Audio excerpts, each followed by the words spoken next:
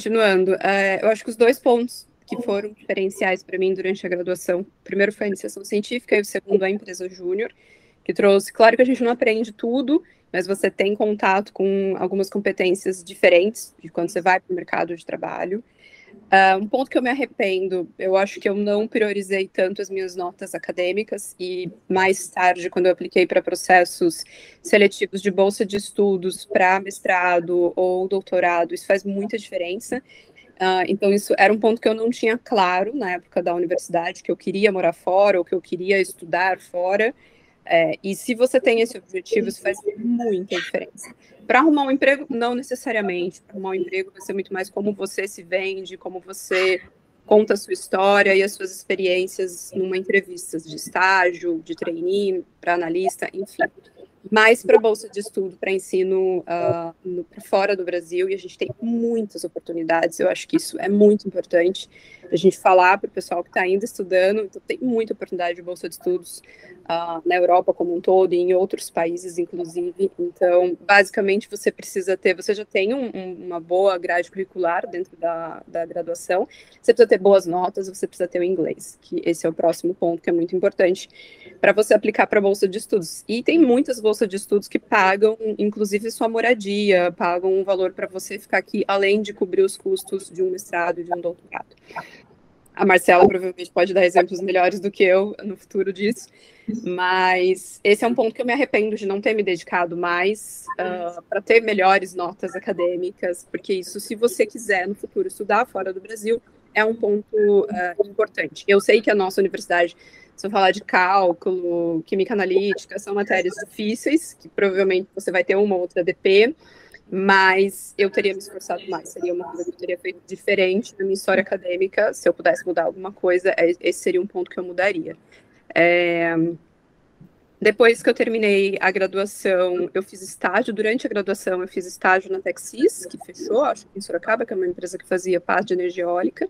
Eu fiquei 8 meses na Texis, trabalhando como analista ambiental, fui estagiária, depois fui efetivada como analista ambiental, e depois eu apliquei para o processo seletivo de trainee da Natura.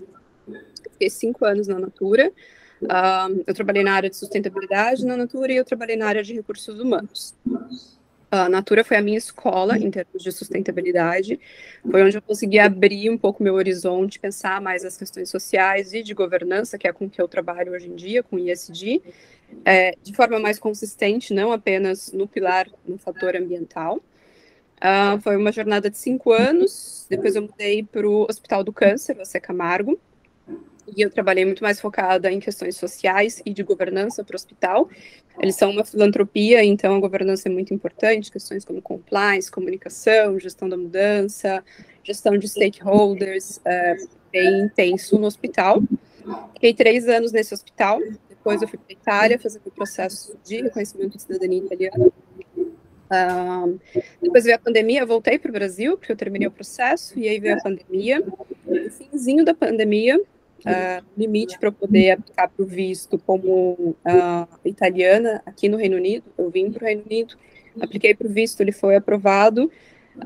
Meu primeiro emprego aqui no Reino Unido não foi na área, eu trabalhei em hospitalidade como supervisora de hospitalidade em food market.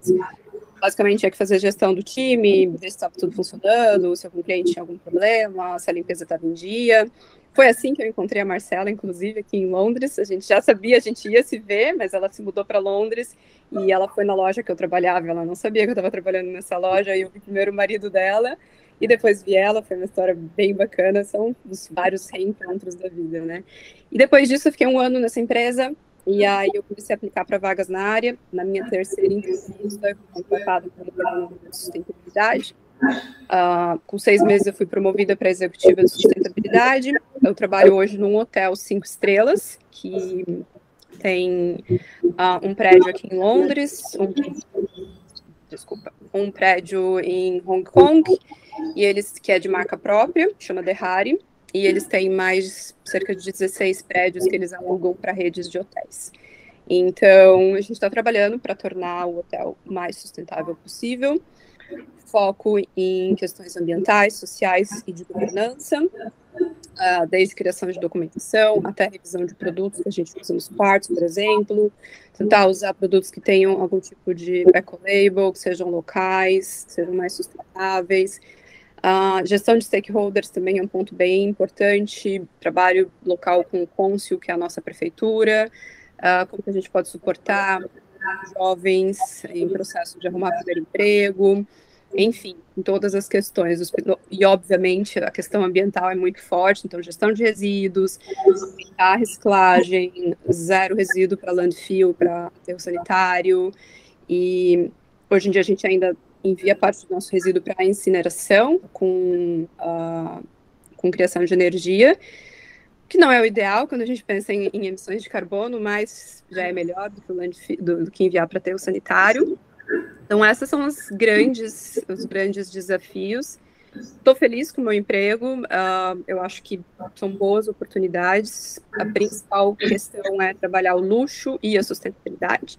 Sempre que eu converso com algum amigo da área, ele me faz essa pergunta, como que é isso? Não é fácil, mas em contrapartida, quem tem o poder aquisitivo também tem o poder de criar mudanças na nossa sociedade. Então, a gente não pode ignorar simplesmente o poder aquisitivo e não fazer nada com isso, né? Mas claro que é difícil, tem muita coisa para mim que é confusa, que eu não entendo. O funcionamento, porque eu sou de uma família humilde, eu não sou de uma família bilionária, enfim, então, claro que para mim é um desafio trabalhar com luxo, é muito mais fácil trabalhar na cultura ou no hospital, tem mais a ver com sustentabilidade. Mas eu acho que é um desafio importante, é um desafio levar a sustentabilidade para todos os setores, para todas as indústrias e para todos os públicos, né? Todos os stakeholders são importantes. Acho que essa é a grande questão. Bom, esse é o meu resumo. Depois, no final, se alguém tiver alguma dúvida, eu fico à disposição. Vou contar um pouco a minha história.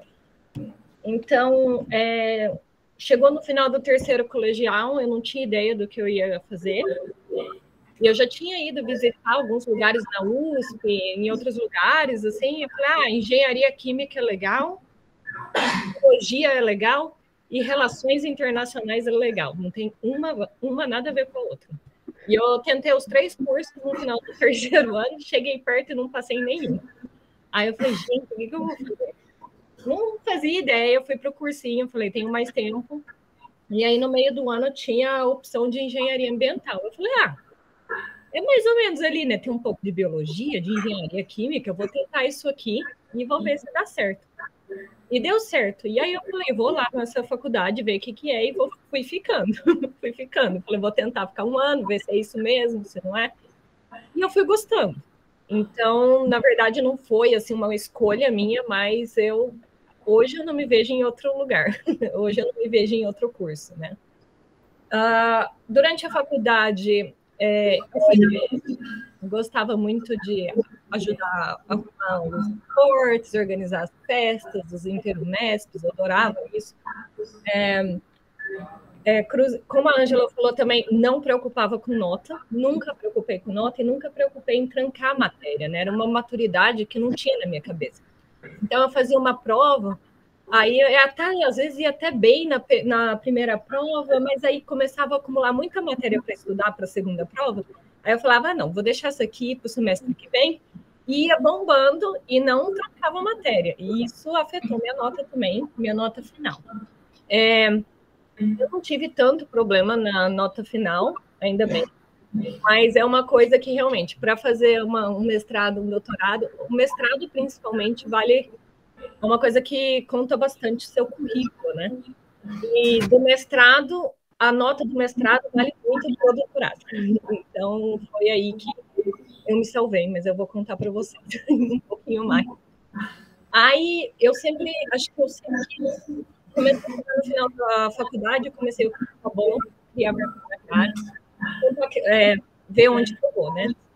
Eu tentei procurar um estágio um pouco antes do semestre que a gente fazia estágio, porque na época eu tive até uma crise, conheci algumas pessoas que trabalhavam que estudavam na PUC, em Campinas, minha mãe morava em Campinas, no turno, e eles tinham o dia inteiro para trabalhar e ganhar experiência, né? E eu falava, gente, nossa, que difícil ganhar experiência e tal. Então, eu tentei apertar meu horário, fazer um estágio. O meu primeiro estágio eu fiz 20 horas, o estágio fiz 30 horas de aula. Então era uma rotina muito puxada, fazer 50 horas semanais. E eu fiquei nesse estágio 3 meses, 4 meses, até eu passar no estágio da Natura. Aliás, eu que falei para a Ângela prestar a Natura. Ela chegou 30 minutos atrasada e ela passou, gente. Quando a pessoa é boa, não importa. Verdade. Ela passou, porque a Natura era muito escondida, era muito difícil de achar mesmo. Mas foi mais ou menos isso. Aí, no final da faculdade, assim, eu comecei a procurar o que eu ia fazer no trabalho de conclusão de curso, né? Eu estava nesse evento na fazenda, a fazenda da minha mãe, onde a Embrapa ela lançou um programa, lançou uma tecnologia para recuperar área degradada, mas área agrícola degradada, não área de mineração ou outra coisa. E a tecnologia chama integração lavoura-pecuária-floresta. Então, é um agrossistema que funciona para você recuperar área agrícola degradada. E foi assim que uma fazenda que estava no vermelho foi recuperada. E aí, contando para a Embrapa que eu precisava fazer meu trabalho de conclusão de curso, que aquela tecnologia era muito legal, eles falaram assim, não, sem problema, eu te ajudo. Pega um orientador lá na Unesp e a gente também te ajuda aqui com essas amostras de solo. Então, fui ali e fiz muita amostra de solo. Na época, eu fiz 75 amostras de solo comparando os sistemas produtivos. E isso, para um trabalho de conclusão de curso, era quase um mestrado já, porque foram muitas análises.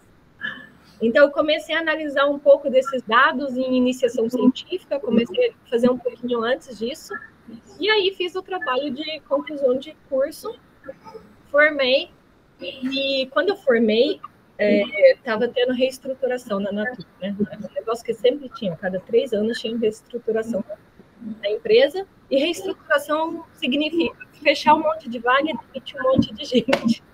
E aí, como eu era estagiária, não tinha vaga aberta para eu aplicar. E aí, pela Natura, eu também fiz estágio em 2 áreas. Fiz estágio em logística, gostei muito, acho muito legal essa dinâmica, esses problemas. E depois fiz estágio na área de resíduos. Foi uma área que eu não gostei muito, mas foi a área que me deu uma oportunidade de emprego. E aí eu fui trabalhar no aterro Mantovani, que é um dos piores casos de poluição do Brasil. O aterro fechou no ano que eu nasci, como contaminação, em 1989. E quando eu trabalhar lá em 2012, ainda era um problema de contaminação, não sabia o que iam fazer. Foram 43 empresas gigantes que poluíram o aterro. Entre elas, você tem tudo que você imaginar, DuPont, Sanofi, Johnson, Mercedes, Petrobras, todas dentro dessa eram responsáveis pela poluição. E foi um aterro bem difícil. Meu escritório era um container. Eu pegava o ônibus para ir para casa, já estava cheirando óleo. Tinha que vigiar muito o caminhoneiro, vigiar muito as operações de campo. Foi um trabalho físico pesado, mas foi interessante. Eu acho que eu aprendi a lidar com bastante problema ali. E foi nesse ano, né? E eu sempre tentei fazer muita coisa ao mesmo tempo, procurar alternativas ao mesmo tempo. Então, nesse ano, eu já estava conversando com o pessoal do Embrapa de novo, em relação ao meu trabalho de graduação, em relação ao mestrado. E aí o pessoal foi me conectando, e eu conectei com a empresa da BASF. E a BASF queria fazer um trabalho nessa área de integração lavoura-pecuária-floresta. E aí foi bem interessante que eu consegui uma bolsa pela BASF, e a bolsa da BASF era uma bolsa que pagava o salário, porque o salário, depois que eu fui contratada na BASF, meu salário era menor do que a minha bolsa. Mas só para falar. Aí eu fiquei 2 anos assim, aí o primeiro ano, até essa negociação com a BASF demorou 1 ano. 1 ano inteiro. Esse ano inteiro eu estava no aterro, trabalhando. E aí esse ano eu também prestei o mestrado na Unesp. E na época o mestrado da Unesp acho que o currículo valia 1/3 da nota, o que foi bom para mim, porque minhas notas não eram boas de graduação. a prova valia 1/3 e a entrevista 1/3. Hoje já mudou. Hoje, provavelmente, o currículo vale bem mais. Eu fui muito bem na prova, eu fui muito bem na entrevista, então eu consegui passar no mestrado. No primeiro ano do mestrado, eu fiz junto com esse trabalho do aterro. Eu fazia basicamente as aulas do mestrado e o aterro. E eu trabalhava no aterro, eu ficava indo e voltando para trabalhar no aterro. Aí, no segundo ano, a parceria com a BASF e o projeto rolou. Aí eu saí do aterro e fui fazer o mestrado junto com a BASF. E aí foi em avaliação do ciclo de vida. A avaliação de ciclo de vida foi uma coisa que eu escutei na faculdade, dentro da matéria gestão industrial, por 2 horas. Eu nunca tinha ouvido falar nisso na minha vida antes. Foi uma coisa que eu aprendi muito superficial, não tinha ideia do que era. Eu sabia o que era, mas eu não sabia tecnicamente. Mas eu falei, vamos lá, vamos aprender. E basicamente é você calcular não só a pegada de carbono, mas a pegada ambiental, que são 16 problemas ambientais. Então, você vai falar não só de pegada de carbono, mas você vai olhar para a pegada de água, você vai olhar para outros problemas, toxicidade, acidificação, etc. E o que a gente fez no trabalho foi uma análise social, ambiental e econômica dos sistemas. Então, foi um trabalho bem intenso. Eu peguei dados de 7 anos de produção de vários tipos de sistema e foi um trabalho bem inovador. E por conta disso, por conta de ser em parceria, esse trabalho deu muita repercussão, muita mídia, eu consegui apresentar ele em congresso e etc. Porque eu desenvolvi em tanto detalhe, a BASF me contratou, porque eu tinha todas as skills necessárias para continuar fazendo a aplicação de avaliação de ciclo de vida. E dentro da BASF eu sempre tentei entrar nas oportunidades que eu consegui. Então, tinha uma global de sustentabilidade. Eu queria, posso coordenar, posso ajudar, como que eu me envolvo? Tinha trabalho em Embrapa, em outras áreas. Posso realmente ajudar nesse trabalho? Eu quero fazer esse trabalho, posso ficar nessa frente? Eu sempre pedi muito isso e sempre foi meu foco, porque eu gostava dessa interação. E aí eu fui apresentar num congresso. Eu sempre, só um adendo aí, sempre gostei da história de morar fora, de viajar. Na minha época, o Ciências Sem Fronteiras não era uma opção. Eu estava no último ano, não podia aplicar. Fiquei com inveja de todo mundo que foi abaixo de mim, muita inveja. E quando eu fui fazer, não tinha mestrado pelo Ciências Sem Fronteiras, só tinha graduação e doutorado. Quando eu terminei meu mestrado, aí eu falei, agora eu vou aplicar para o doutorado. Apliquei para o doutorado, fecharam o programa. Então, eu fui bem azarada no programa do Ciências Sem Fronteira, no timing daí. Mas deu tudo certo do mesmo jeito. Em um dos congressos, então, esse trabalho que eu fiz com a BASF, já tinha sido contratada pela BASF, já estava dentro da BASF fazia 2 anos, trabalhando em outros projetos, mas meu trabalho ainda estava tendo repercussão. E eu fui em 4 congressos, o Congresso Nacional Brasileiro, eu fui num congresso na França, um no Peru e um no Japão, para apresentar esse trabalho. E engraçado o suficiente que foi no do Brasil, eu fui apresentar um congresso de Sistema de Integração Lavoura, Pecuária, Floresta. Aí fui apresentar esse trabalho lá e eu vi quem que estava conversando, quem que estava apresentando no trabalho. Então, fui na plenária e li o perfil de todo mundo que estava lá. E tinha uma pessoa, no congresso inteiro, que era especialista de avaliação de ciclo de vida. Aí eu falei, tenho que falar com essa pessoa. Não sei quem é, mas vi lá o nome e eu falei, vou falar com essa pessoa. Aí chegou no congresso, eu identifiquei a pessoa, eu falei, você que é especialista disso, vamos conversar, tem um trabalho bem legal aqui. E a pessoa adorou meu trabalho. E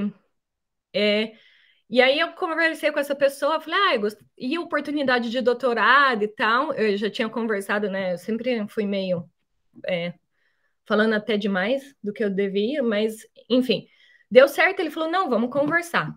demorou 3 anos conversando. Durante esses 3 anos conversando, eu ainda fiquei na BASF. Eu estava na BASF, estava fazendo minhas coisas, e por conta disso, assim, a BASF às vezes pegava meu...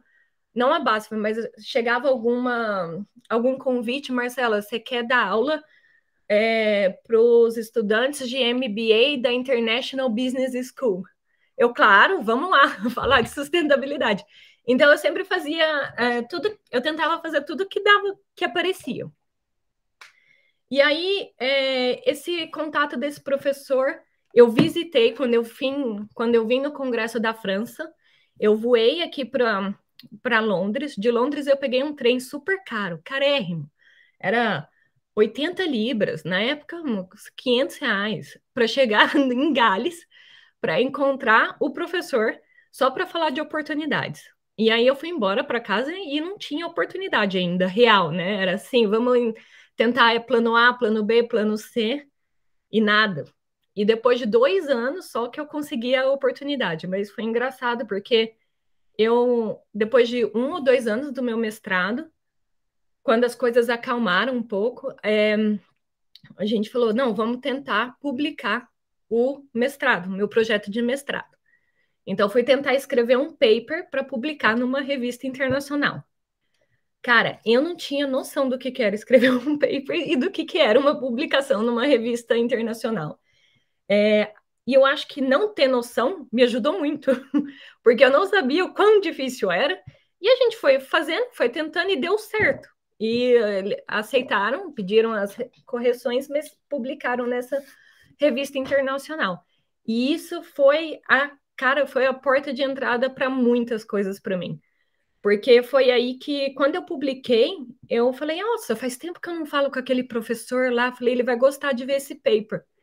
Aí eu mandei um e-mail para ele, faz tempo que a gente não conversa, mas só para te atualizar, publiquei esse paper, olha que legal. Na hora, no mesmo dia, depois de 5 minutos, ele falou, nossa, ainda bem que você me enviou esse e-mail, abri a vaga de doutorado, tá aqui, ó. E você quer aplicar? E eu falei, não quero. E aí apliquei no mesmo dia. E a vaga era uma vaga de um projeto do Horizonte 2020 que pagava tudo. Ela pagava toda a faculdade, porque as faculdades aqui são pagas e caras, a anuidade da faculdade, e ela me dava uma bolsa de 1.000 libras por mês, que era o suficiente para eu sobreviver. Fora isso, o projeto tinha um budget muito bom de viagem e conferência. Então, só no primeiro ano de projeto, eu já conheci 5 países diferentes e já fui em vários congressos, e era um projeto com 24 instituições. Então, eu interagi com muitas outras universidades, com muitas outras empresas, e foi tudo nessa área de ciclo de vida, porque eu fui desenvolvendo dentro dessa minha área de ciclo de vida. Inclusive, até a 6ª turma, eu não conheço ninguém da Unesp que entrou muito nessa área de ciclo de vida. Era uma área um pouco mais... Não sei porquê, mas não tinha muita gente também da Unesp, de Sorocaba, que tinha entrado nessa área. E o doutorado também foi uma abertura de portas para mim. A gente, como tinha muita colaboração, a gente conseguiu escrever vários papers também, em várias revistas. E o mais interessante foi o que eu fiz também ao lado do doutorado, né? Minha amiga do doutorado, minha colega do doutorado falava, olha esse programa aqui, vamos aplicar. Era um programa de startups na União Europeia. A gente falou, vamos. Aí fomos selecionadas. Aí o programa você não precisava ter ideia nem nada. Era assim, primeiro começa aqui, aí segundo você monta uma ideia, uma empresa e tal. E a gente foi participando, a gente participou de 3 ou 4 programas. A gente ganhou 2 em segundo, 1 em primeiro e 1 em terceiro. Foi muito legal. Alguns programas deram até um pouco de dinheiro quando você ganha 1.000 libras, alguma coisa assim. Esses programas eram tudo de graça. Teve um programa que a gente fez que eles pagaram, inclusive, uma semana inteira em Budapeste, uma semana inteira em Valência, visitando vários lugares, conversando com várias pessoas empreendedoras. E isso foi muito legal. Eu achei legal ter essa ideia de ter sua empresa, mas dá muito trabalho, eu tenho muita preguiça disso. Então eu não segui com essa parte. Mas é uma história, me agregou muito como pessoa. Eu conheci muita gente no meu meio, em outros meios de sustentabilidade também. E também é uma história muito boa para qualquer entrevista, né? Foi muito bom ter esse recurso. E além disso, eu também, à parte, trabalhava com a Embrapa. Então a Embrapa falava, Marcela, tem um projeto assim, assim, você quer participar? Falei, tá bom, vamos participar. E a gente fez um projeto junto. E agora eu vou começar, assinei hoje o contrato de começar um segundo projeto com a Embrapa em paralelo. Mas, enfim, minha bolsa acabou, 3 anos de doutorado, minha bolsa acabou, meu doutorado não acabou. Então, eu precisei arrumar um emprego. Aí, eu fui procurando um emprego ali, mais ou menos no desespero. E tinha bastante opção, mas eu fui para uma consultoria. A consultoria foi muito interessante, me deu muita oportunidade. Com 6 meses, fui promovida de consultora para consultora sênior. E responsável da área de crédito de carbono, que foi uma área que eu comecei a criar dentro da empresa. Mas foi uma consultoria, é um ambiente muito pegado, assim, foi um trabalho muito intenso. Eu trabalhava que nem louca, trabalhava das 9 da manhã às 8 da noite, vivia estressada, ao mesmo tempo estava fazendo esse projeto com a Embrapa, estava escrevendo minha tese, trabalhando nisso e planejando meu casamento. Então, minha vida estava uma bagunça. E eu estava num nível de estresse, assim, muito grande, e eu comecei a procurar alternativas. Eu comecei a ver muita gente que saía e conseguia alternativas melhores. E aí foi onde que eu entrei na indústria tech. E aí é onde eu quero ficar. Foi onde eu realmente achei uma coisa bem interessante. A indústria tech, ela combina muito com todos aqueles programas que a gente fez, que eu fiz como startup, todas aquelas ideias que eu tinha desenvolvido. Era a mesma coisa, é o mesmo princípio, desenvolver software de sustentabilidade. Então, eu sou a parte especialista hoje, então faço a parte de avaliação de ciclo de vida, de carbono, então como que a gente tem que implementar, o que tem que fazer para ter esses cálculos dentro do software, então eu interajo com todo mundo, interajo com parte do produto, com os engenheiros, com a parte tech, e a primeira empresa que eu fui era mais para alimentos, para a parte de produção de alimentos, e para fazer a pegada ambiental da produção de alimentos. E eu era uma empresa que o pessoal era da Rússia e da Estônia, foi bem diferente culturalmente, falando com esses engenheiros, com essas pessoas, foi bem legal aprender com eles também, mas era uma startup, e a startup começa a dar sinais que vai precisar de funding logo. E como tinham 2 pessoas de ciclo de vida, eu falei, isso aí vai para algum lado que eu não sei se vai dar certo. Aí eu resolvi procurar outra alternativa e eu vim para fazer a mesma coisa. Na empresa que eu estou hoje, é uma joint venture entre 4 empresas diferentes que está fazendo um software também de sustentabilidade para outro ramo, para a área mais de commodities agrícolas, que é o que a gente está fazendo.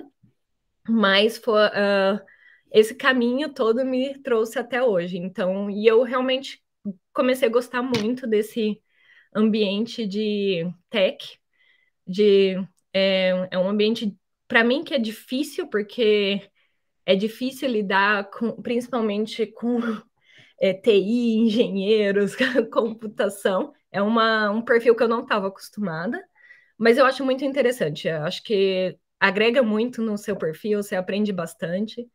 E hoje é onde eu tô, e graças a Deus também hoje onde eu vejo outras opções. Então, daqui 3, 4 anos, 2 anos, se eu quiser sair, eu tenho certeza que minha experiência vai ser válida para outros empregos.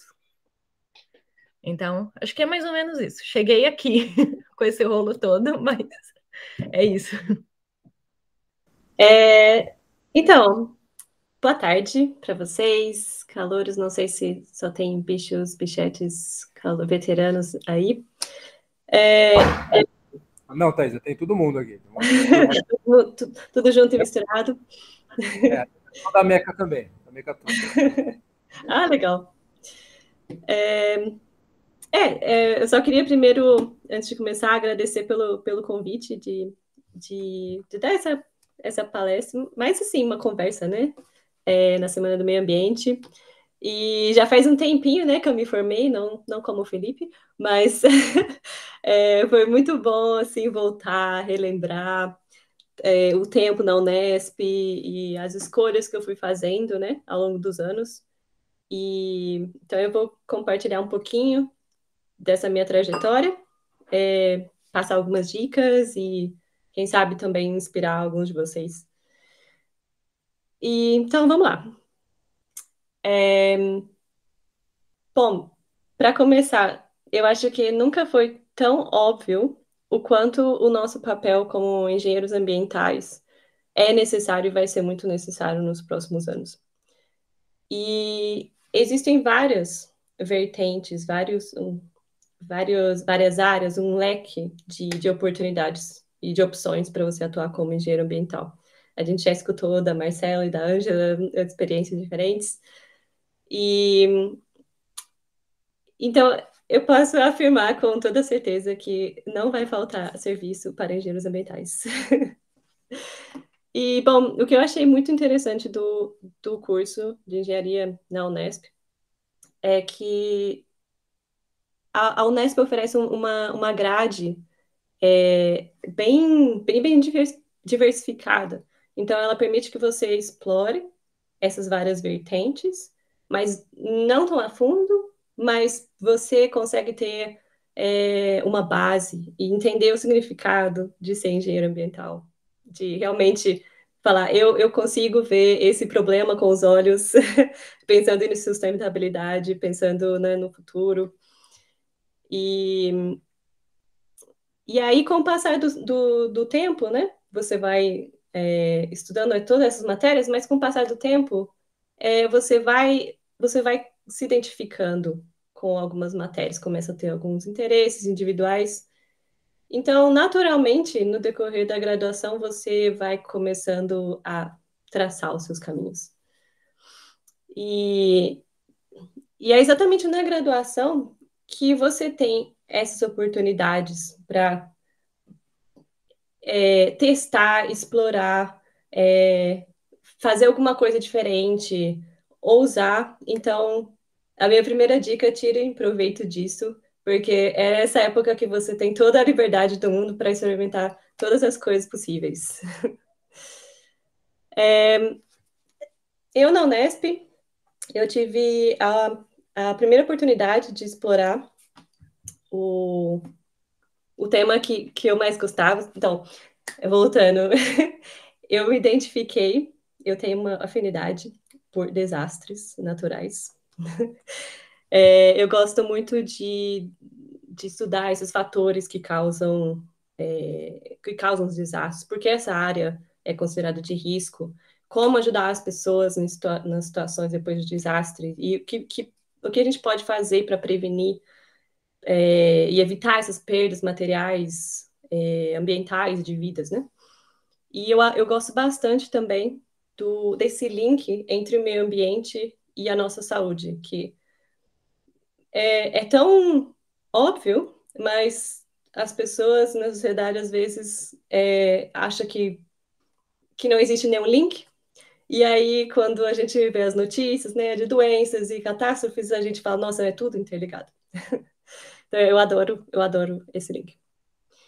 Então, na Unesp, as oportunidades que eu tive, né, de ir nesse caminho de desastre e água, que eu gostava também bastante de qualidade de água, foi primeiro na minha iniciação científica, que eu comecei estudando o índice de estado trófico de uns reservatórios na Serra da Cantareira, e depois, mais tarde, né, com a minha dissertação, que eu explorei um tema muito bacana, que eu testei a eficácia do uso da semente da moringa, né, como um coagulante natural, para fazer um tratamento de água, no caso, de uma situação pós-desastre, né? Que você não tem acesso à água, saneamento, essas coisas, que é uma situação muito difícil. E eu testei como seria a aplicação, então, desse pó da semente para fazer o tratamento de água nessa situação de emergência. E que também, pensando, né, em não gerar um problema maior depois do desastre, por exemplo, quando você usa coagulantes químicos, né, gerar poluentes químicos ou sólidos. E foi muito interessante, que deu os resultados muito impressionantes. E aí eu queria já fazer um link com outro ponto, né, que eu queria trazer para vocês,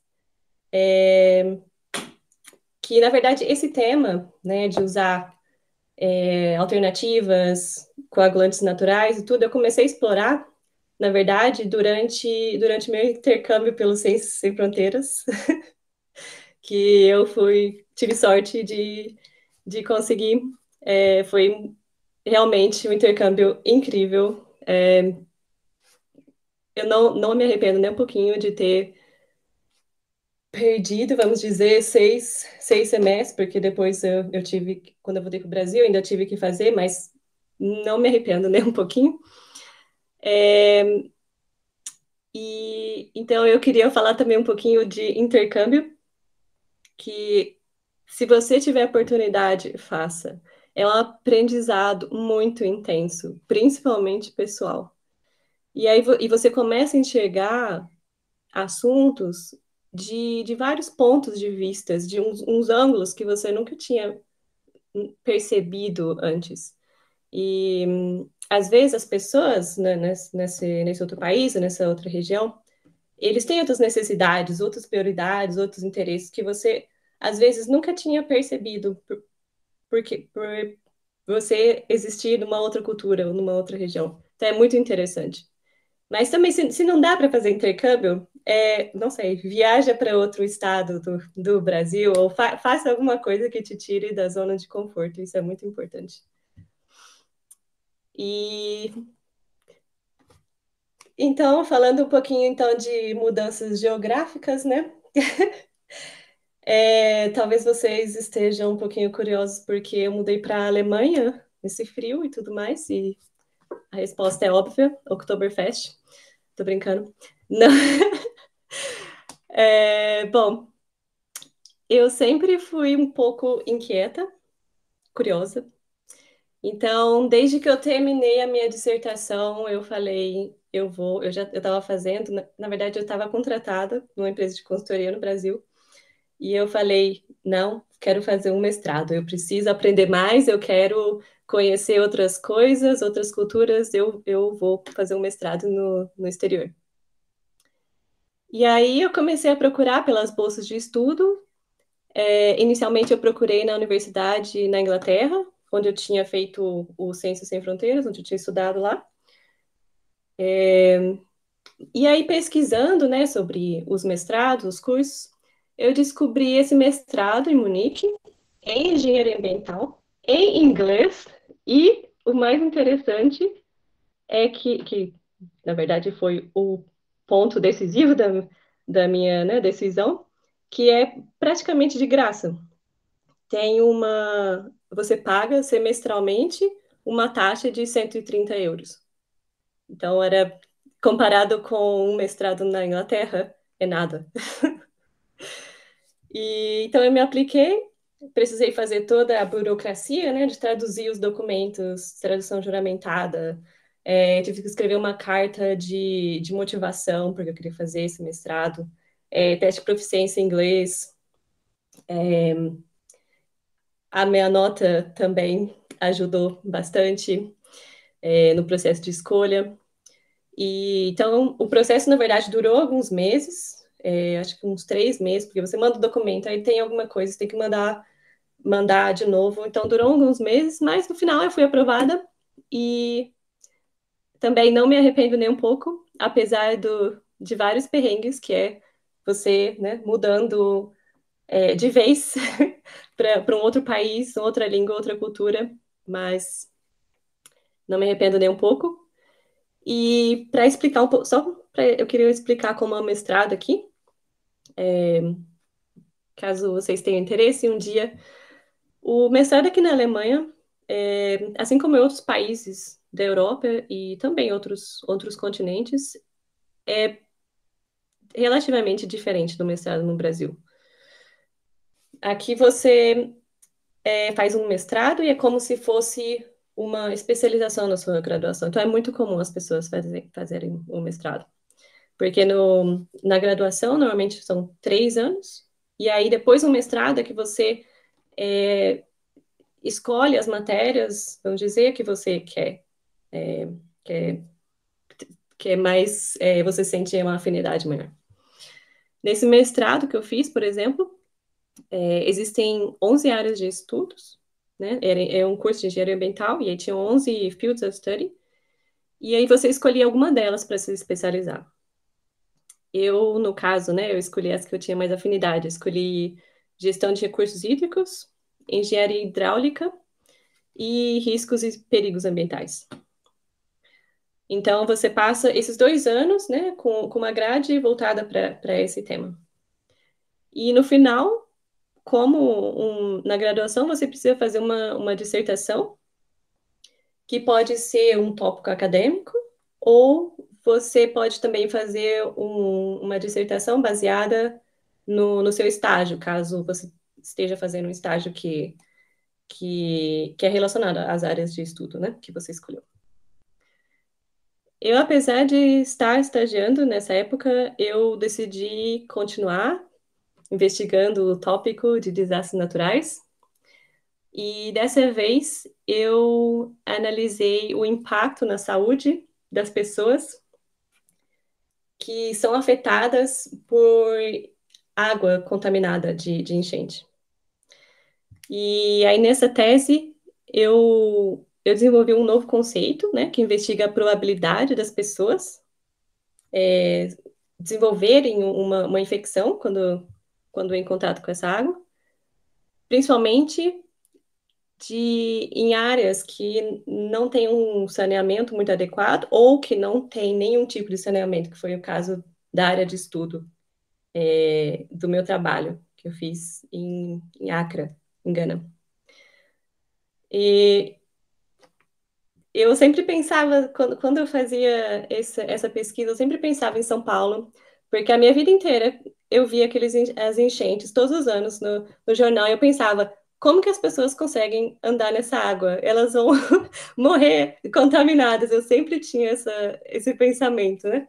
Então, foi muito interessante, muito pessoal também para mim fazer esse trabalho, porque era uma coisa que eu gostava, que eu tinha interesse, e ao mesmo tempo foi super desafiador, porque era um método novo, não tinha literatura, então para fazer literature review não foi bem difícil, não tinha, e para comparar meus resultados, mas no final deu tudo certo.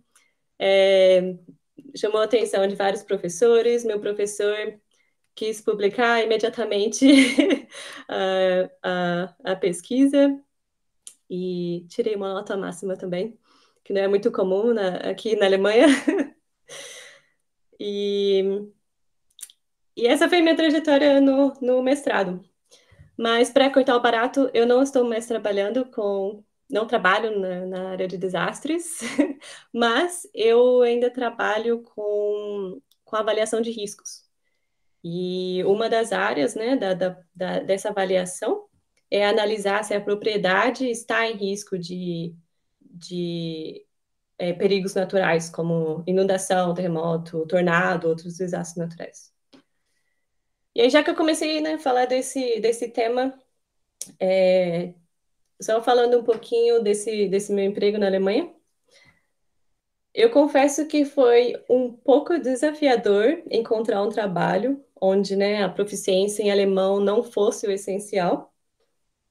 Mas eu tive sorte de encontrar essa vaga bem bacana na Allianz, no departamento de engenharia de riscos. E desde meu estágio, né, em 2018, que eu continuo lá na Allianz. E E assim, né, eu já mencionei que eu sou um pouquinho inquieta. É, né, eu estava pensando, eu comecei, né, nessa parte de engenharia de riscos, fazendo avaliação de riscos, mas aí eu pensei, né, tô com toda essa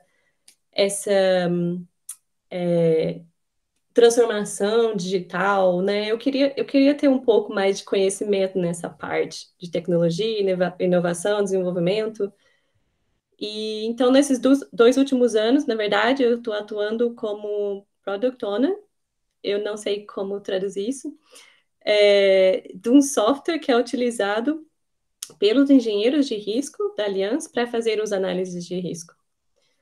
E para mim está sendo super interessante, porque é bem diferente de tudo que eu já tinha feito até agora. E, e é muito mais, assim, uma gestão, né? Gestão de tempo, de pessoas, prioridade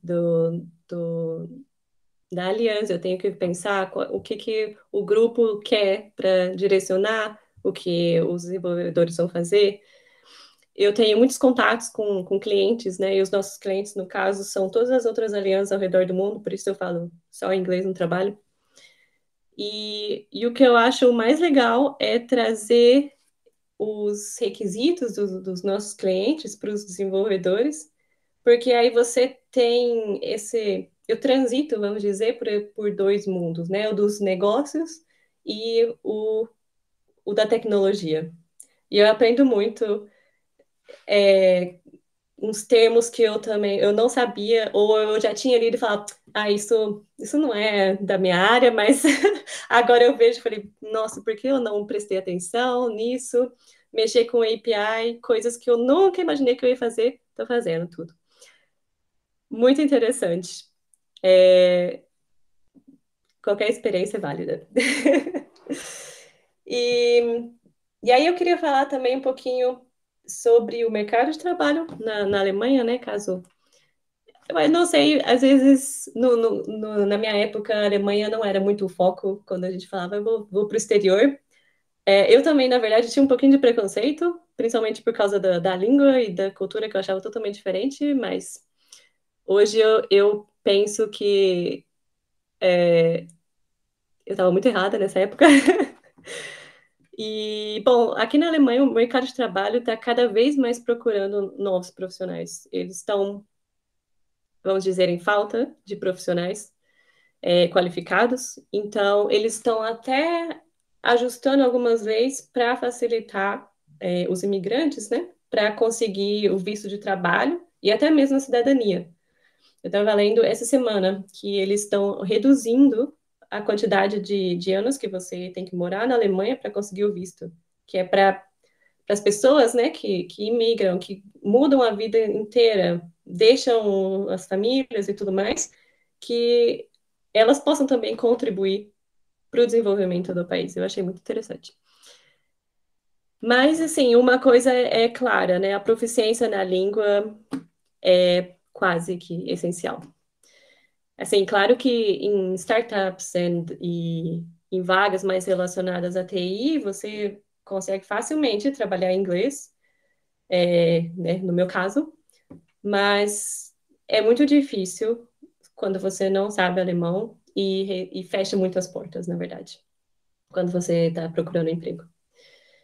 E aí, quanto à burocracia, caso você queira trabalhar diretamente aqui na Alemanha sem fazer o mestrado, se você faz um mestrado, também facilita depois a entrada no mercado de trabalho, mas caso você queira diretamente trabalhar aqui, você precisa reconhecer o diploma.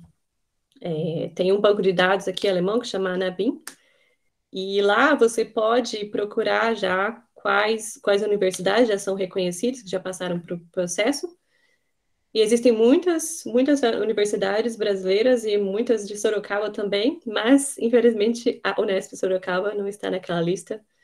Então, caso você queira trabalhar aqui, precisa contactar tipo um CREA e mandar seus documentos, seu diploma. Eu não sei exatamente quais são os documentos, mas com certeza tem esse processo de validação. E eu acho que o mais importante, na verdade, que mais importante que esses processos burocráticos e tudo mais, é você estar aberto a trabalhar com pessoas de culturas diferentes.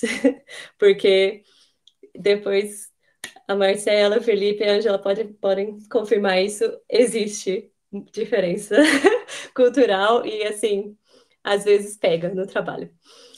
Mas se você está aberto, é sempre um aprendizado. Então, se você está aberto a entender a pessoa também, isso não, no final, não é uma coisa, um impedimento, é mais um crescimento seu também. Então, né, resumindo, eu queria só finalizar dizendo que se existe uma vontade, existe um caminho, e que toda e qualquer experiência que você tiver durante a sua vida, durante a sua carreira, vai te ajudar em qualquer caminho que você queira trilhar.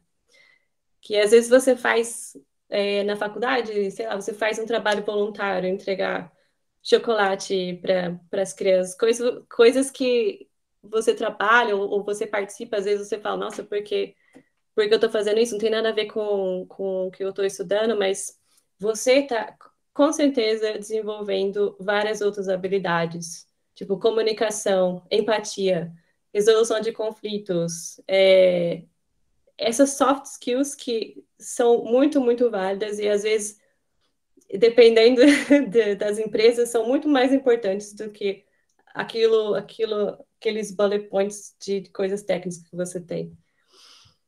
E, enfim, é isso. Eu espero que vocês aproveitem ao máximo essa semana também para fazer novos contatos, explorar outros assuntos, aproveitarem os workshops e tudo mais que tiver.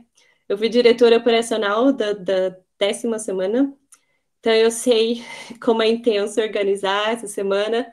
Valorizem seus colegas que estão organizando a semana. E é isso, se vocês tiverem perguntas sobre mestrado, sobre trabalho na Alemanha, podem entrar em contato comigo. Bom, primeiramente gostaria de agradecer o convite da organização da Semana de Meio Ambiente, em especial o professor Sandro. A gente já tinha combinado no ano passado, acho que de fazer alguma participação desse tipo, não foi possível por vários motivos, mas felizmente dessa vez está sendo possível, então muito bacana estar com vocês. 19ª Semana de Meio Ambiente, então a gente começa a ver que realmente o tempo passa, né?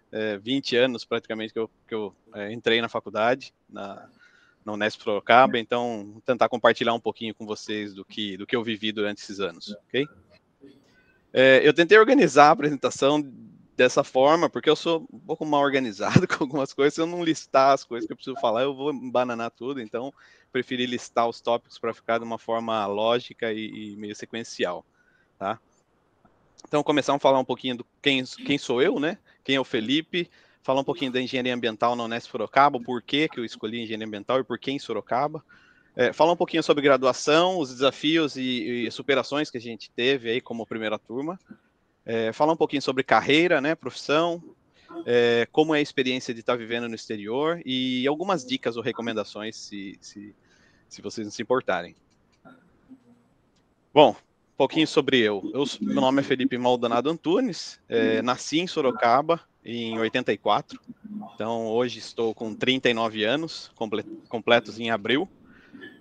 Sempre morei na região da Vila Hortência, para quem conhece ali, a famosa Nogueira Padilha, né, ali naquela região, próximo da área do zoológico, ali, Poupa Tempo.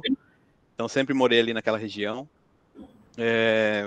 Estudei a minha vida praticamente toda em escola pública, em escola estadual. Só fui para o ensino privado quando parti para o cursinho, né? Cursinho pré-vestibular. Fiquei por 1 ano e meio fazendo cursinhos, no Ozicoc, antigo Ozicoc. Depois eu consegui bolsa de estudo no Ser Universitário. E aí finalmente consegui, depois de alguns vestibulares, né? Prestei USP, prestei algumas faculdades de Minas. E felizmente consegui, né, na primeira turma aí da engenharia ambiental em Sorocaba. Foi muito bom para mim. Mesmo porque minha família, né, ela é toda de Sorocaba, então, em termos logísticos, isso foi muito bom, até em termos de gestão de custo, né? então não tive custo praticamente para morar fora. Então isso foi um dos pontos decisivos aí em relação a Sorocaba. Falando um pouquinho mais sobre mim, sobre a minha família, então eu sou casado, minha esposa é a Paola, estamos juntos desde 2003, quando eu adentrei na faculdade, né? Um pouquinho antes a gente se conheceu. A gente se casou em setembro de 2009, então já tem alguns anos aí que estamos juntos, né? Praticamente o mesmo tempo da faculdade, 20 anos. Nesse caso, falo, né, que o que o amor constrói, a Unesp destrói, né? Não é bem verdade no nosso caso, porque a gente resistiu ao período da Unesp, ilesos. Nós temos 3 filhos, 2 meninos, o Luiz Felipe e o Pedro Henrique, 5 anos, e uma pequena, a minha joia, Annelive, 2 anos. Nós também temos uma cachorra, chama Aurora, uma hamster, e meu pai e minha mãe são vivos, graças a Deus, moram em Sorocaba, e eu tenho um irmão, que é o Rafael, como vocês podem ver na foto. Não vou falar de time, né, não vem ao caso, mas dá para ver que a nação aqui é alviverde. Bom, falando um pouquinho da engenharia ambiental, né, porque em Sorocaba, eu acho que já comentei, a localização para mim foi bastante importante, mas eu sempre gostei de exatas, né, eu sempre me familiarizei muito com matemática, física, química, até no vestibular eu acabei conseguindo boas notas, né, na segunda fase, em química, física e matemática, isso me ajudou muito, mas eu também buscava algo voltado à área ambiental, sempre tive uma conexão muito grande com o meio ambiente, então, por que não conciliar as duas coisas, né? Engenharia e engenharia ambiental. Então, foi essa, talvez, o grande ponto aí de decisão para engenharia ambiental. Fiz alguns testes vocacionais que indicavam também mais ou menos essa área, mas outros pontos, né, que me fizeram escolher engenharia ambiental demandas do mercado, né, de trabalho, né? A gente sabe que é uma área crescente, ainda mais agora. Eu acho que isso está realmente muito em alta. Sustentabilidade é prioridade das empresas aí, né, de grande porte. O mundo todo vem falando muito de sustentabilidade. Então a demanda realmente é muito grande. Então essa foi uma decisão assertiva e vocês também fizeram uma decisão assertiva. Muitas oportunidades nessa área. E eu acho que assim, a gente tem que sempre pensar, realmente pode ser um pouco de clichê, mas qual que é o futuro, qual que é o legado que a gente deixa para os nossos filhos, né, para as gerações futuras, o que eu posso fazer para que as coisas continuem, né, que a gente tenha recursos disponíveis para as próximas gerações, né, se a gente não fizer algo hoje, realmente as próximas gerações vão estar, né, vão ter um grande desafio, né, um grande problema. Então a gente precisa fazer algo e agora, não é daqui 5, não é daqui 10 anos, é agora. Então eu venho atuando muito nisso. E a área que eu escolhi é a área industrial, né? Eu vou falar um pouquinho mais adiante sobre isso, sem querer antecipar. Bom, acho que é uma área também que permite um desenvolvimento, tanto pessoal quanto profissional, muito grande. Realmente um leque de opções, né? A gente pode ver aqui com a Thaisa, nossas colegas, que realmente cada um atuando em uma área diferente. Então, tem vários colegas da minha turma que também atuam em áreas totalmente diferentes. Então, a engenharia ambiental possibilita isso. Você pode atuar em diferentes áreas. Isso é um ponto muito positivo. Bom, Sorocaba, já comentei, né? Logística para mim era muito favorável, minha família é toda de Sorocaba.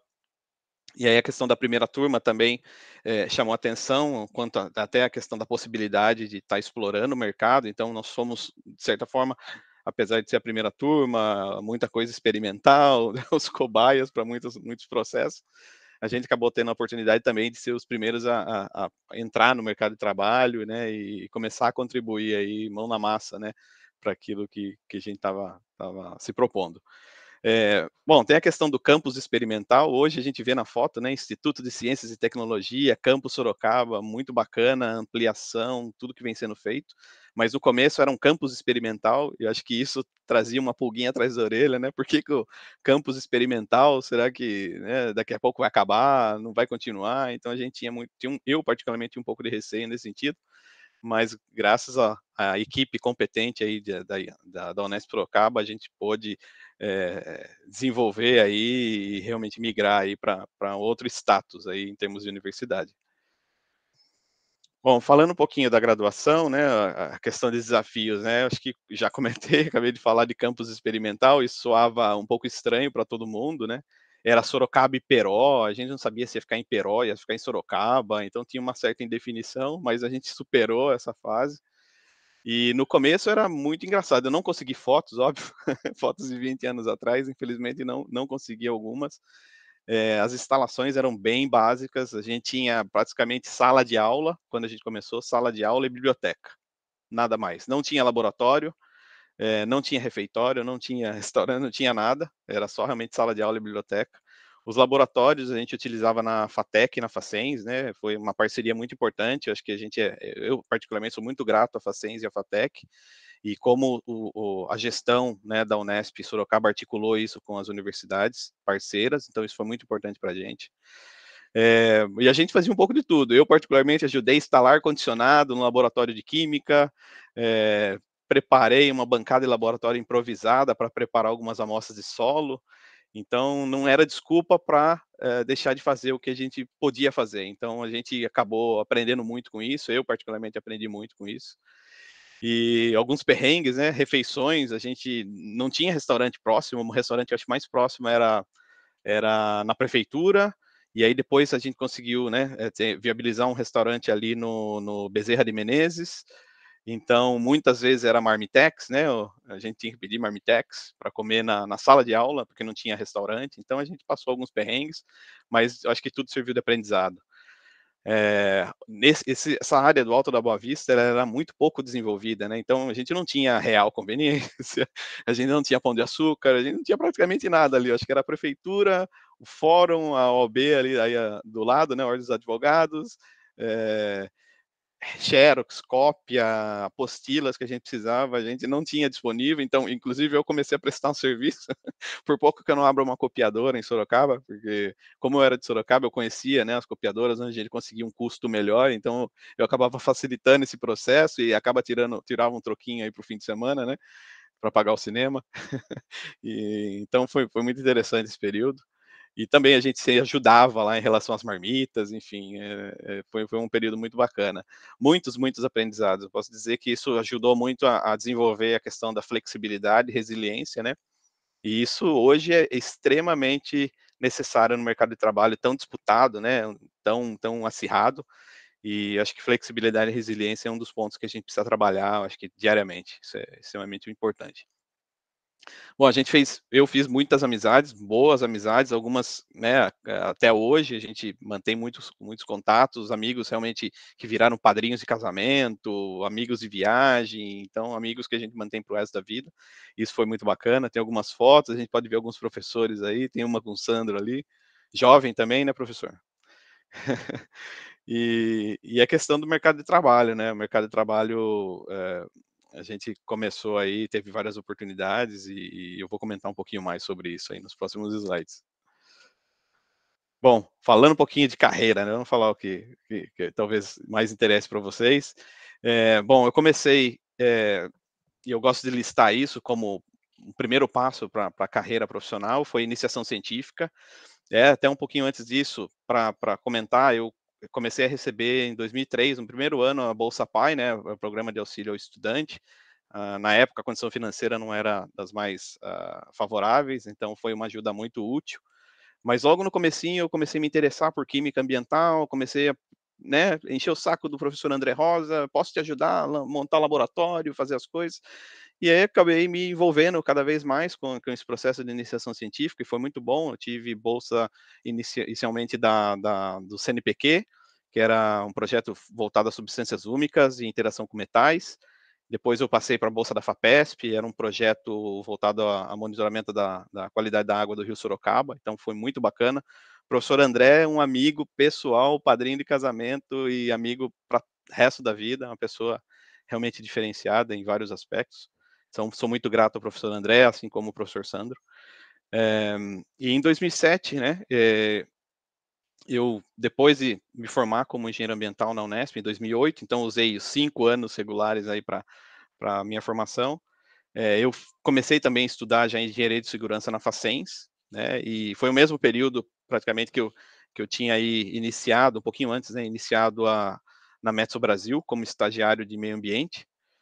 E aqui uma dica, eu lembro muito bem que abriram a vaga de estágio de meio ambiente na Metso, né, Sorocaba, E aí eu falei, não vou me candidatar, tem um monte de gente que está participando da turma, não queria, né, concorrer com o resto da equipe e tal. Daí meu colega, o Guilherme Oliveira, falou, não, se aplica, vamos conhecer como que é o processo e tal. E eu falei, tá bom, me apliquei e, enfim, deu certo, né, fui abriram 2 vagas para engenheiro ambiental, trainee, né, um estagiário, e aí eu fui um dos selecionados, né, então fiquei muito feliz e cá estou, né, até hoje, uma jornada aí um pouco longa dentro da Metso, sou extremamente grato a essa empresa.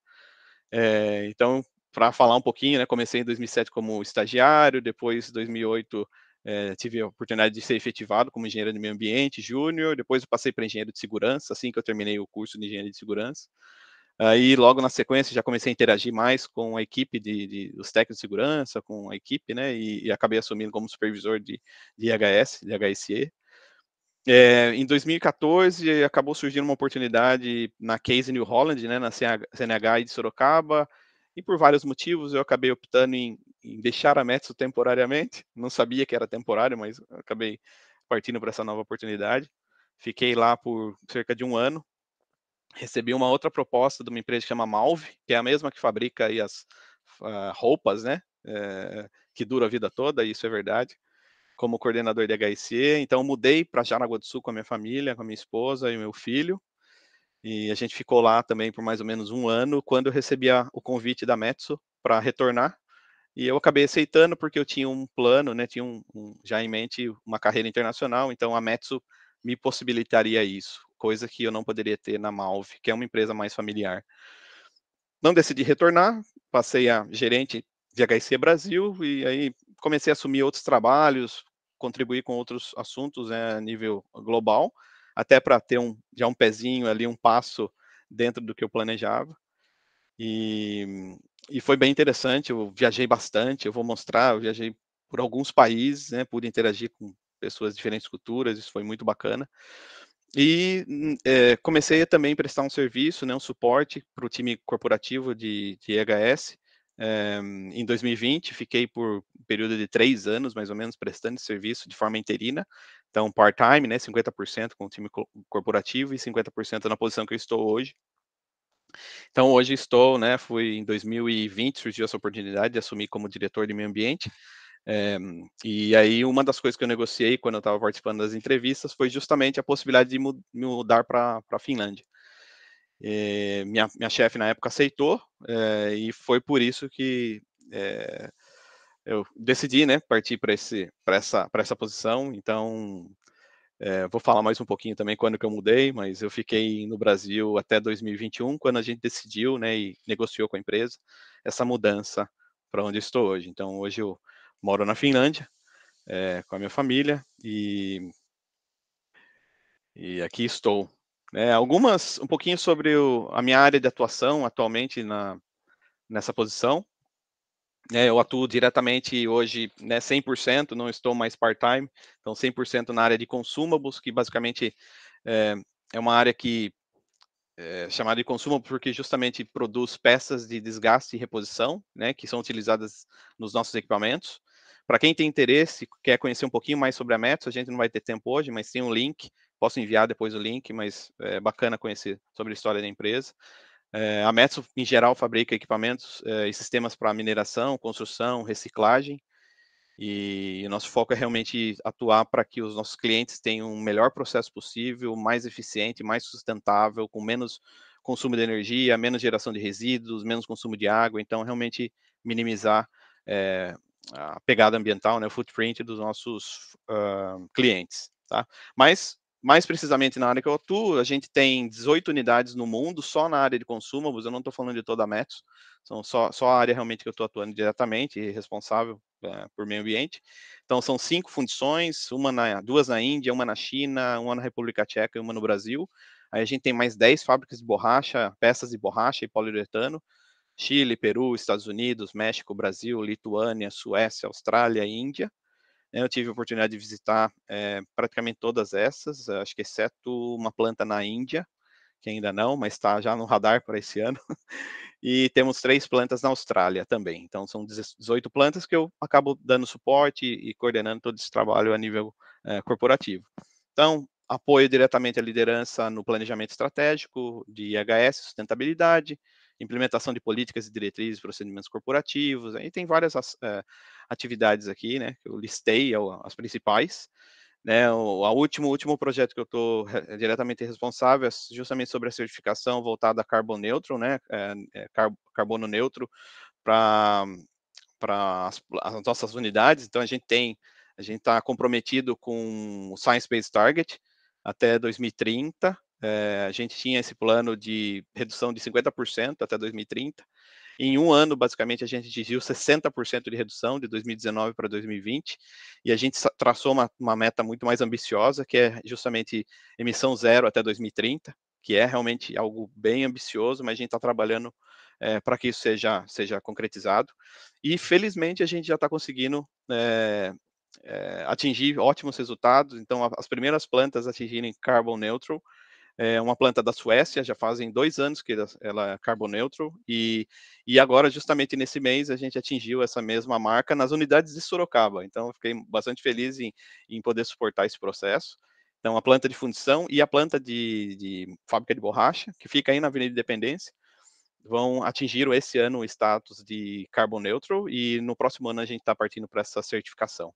Então, tem vários projetos que eu venho participando e muito bacana, porque realmente o horizonte é extremamente amplo na nossa área. Então, parabéns pela escolha de vocês.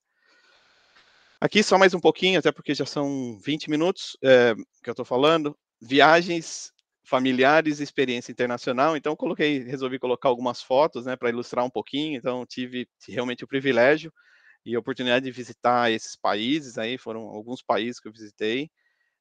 A última viagem foram umas 2 semanas atrás, eu estava na China. Daqui 3 semanas eu viajo para a América do Sul, Chile e Peru. Retornando, eu viajo para a Suécia e Lituânia. Depois, mais para frente, tem outra viagem para a Índia. Então, assim, realmente essa vivência internacional é extremamente importante, e foi extremamente importante para que eu pudesse tomar essa decisão de morar fora. Então, assim, pude sentir um pouquinho cada um desses países e escolhi a Finlândia. Escolhemos, né, porque essa decisão não foi só minha, foi nossa, né, da minha família, e decidimos escolher a Finlândia para viver, né? Então, hoje eu moro na cidade que chama Espoo, E-S-P-O-O, Espoo, fica do lado de Helsinki, que é a capital da Finlândia, 15 minutos de carro, bem pertinho.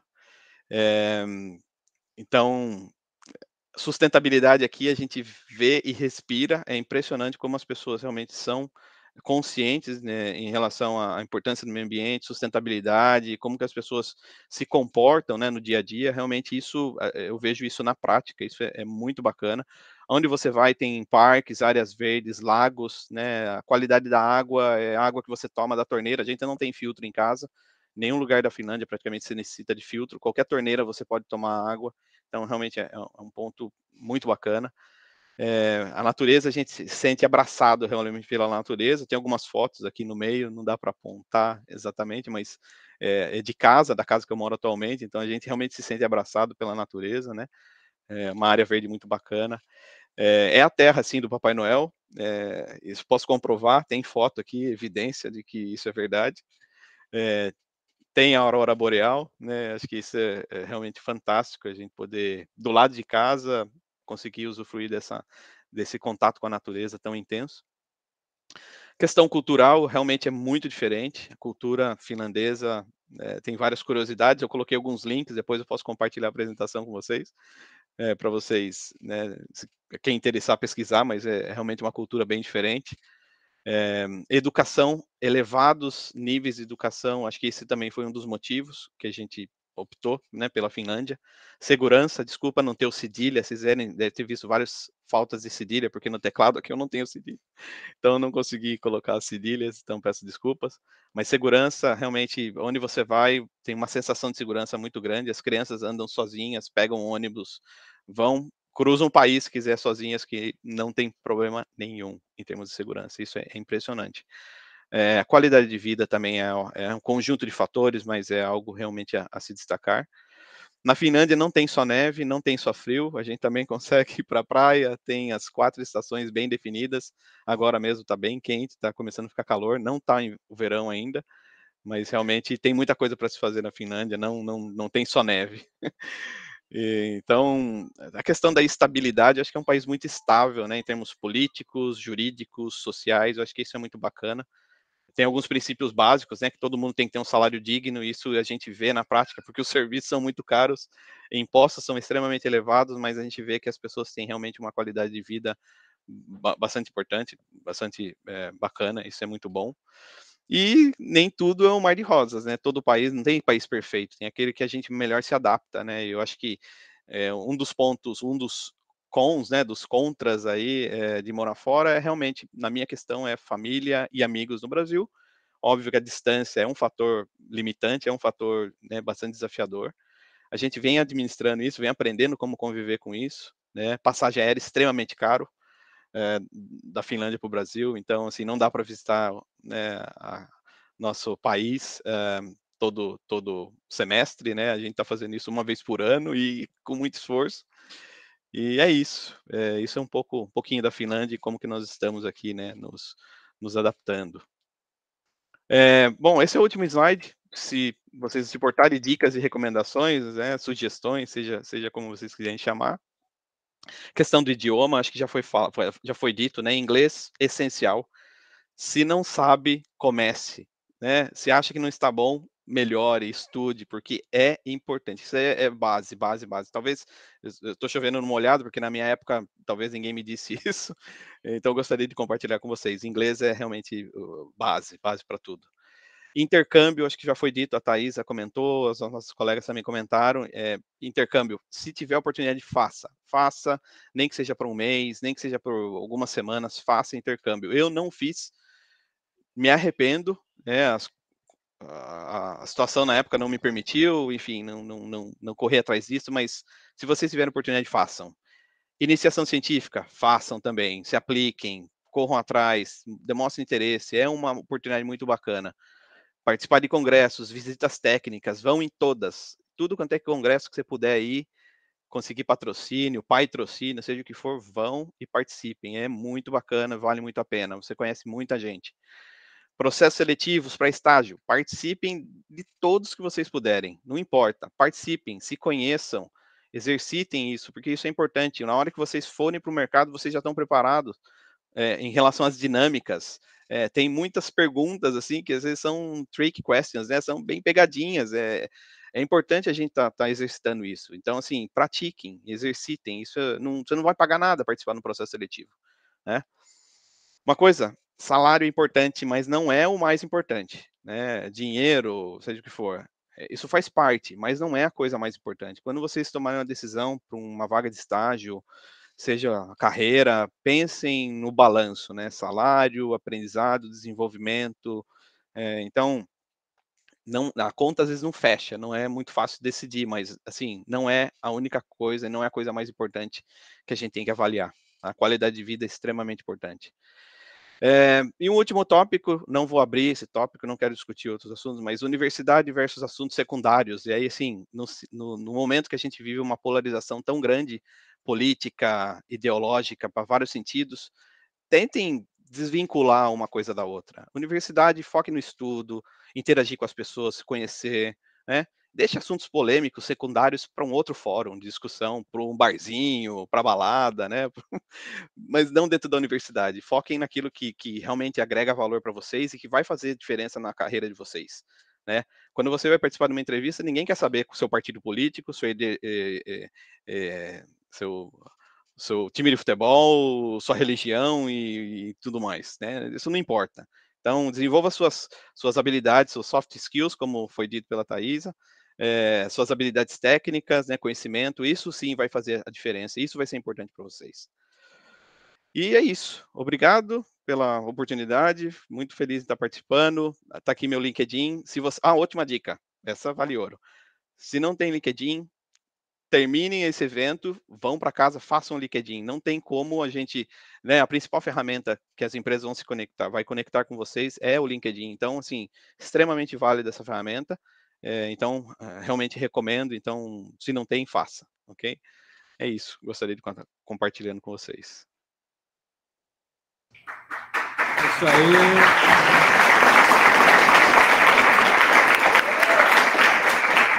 Alguém quer perguntar alguma coisa para eles? Alguma pergunta específica para algum deles?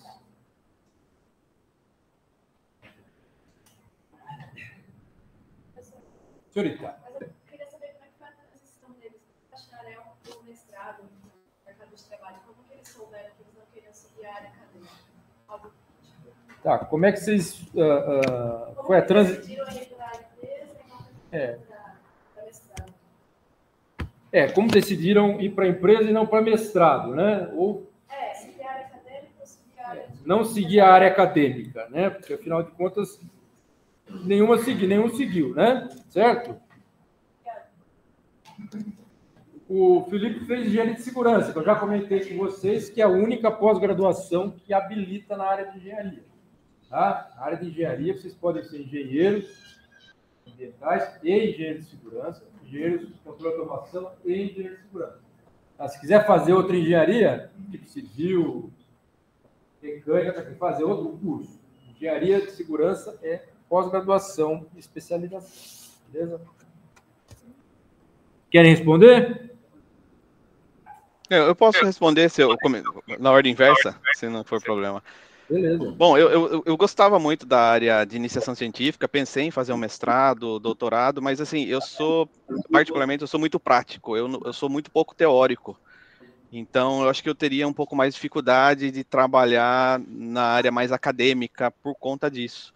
E eu sempre gostei muito de indústria. Meu pai veio de uma carreira de indústria, trabalhou muito tempo na Bardella, BSI, antiga BSI, né? E eu sempre tive uma familiaridade por indústria, né? Então, era uma vontade que eu tinha de atuar dentro da indústria. Então, para mim, a decisão foi um pouco mais fácil. No meu caso, em uma parte eu segui a carreira acadêmica, porque eu fiz mestrado, fiz doutorado, publiquei vários artigos, mas não decidi ficar na carreira acadêmica, né? O mestrado eu decidi fazer mesmo por conta da parceria do projeto que eu consegui, e a avaliação de ciclo de vida, ela traz essa questão muito de praticidade. Acho que, assim como o Felipe, eu sou muito prática.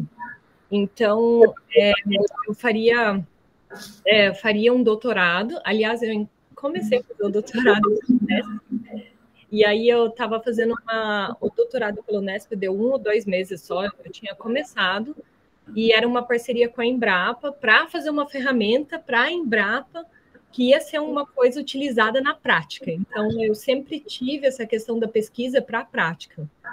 Sempre gostei dessa parte, sempre vendo a aplicabilidade da pesquisa, né?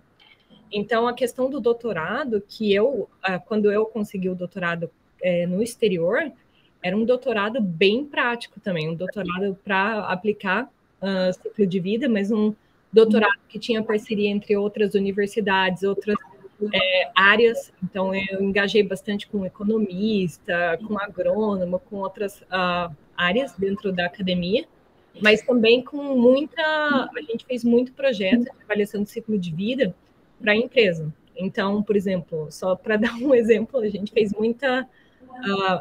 os artigos que a gente publicou, um é cerveja feita de feijão, a gente fez gin feita de ervilha, o estudo da escova de dente elétrica, da de bambu, da de plástico.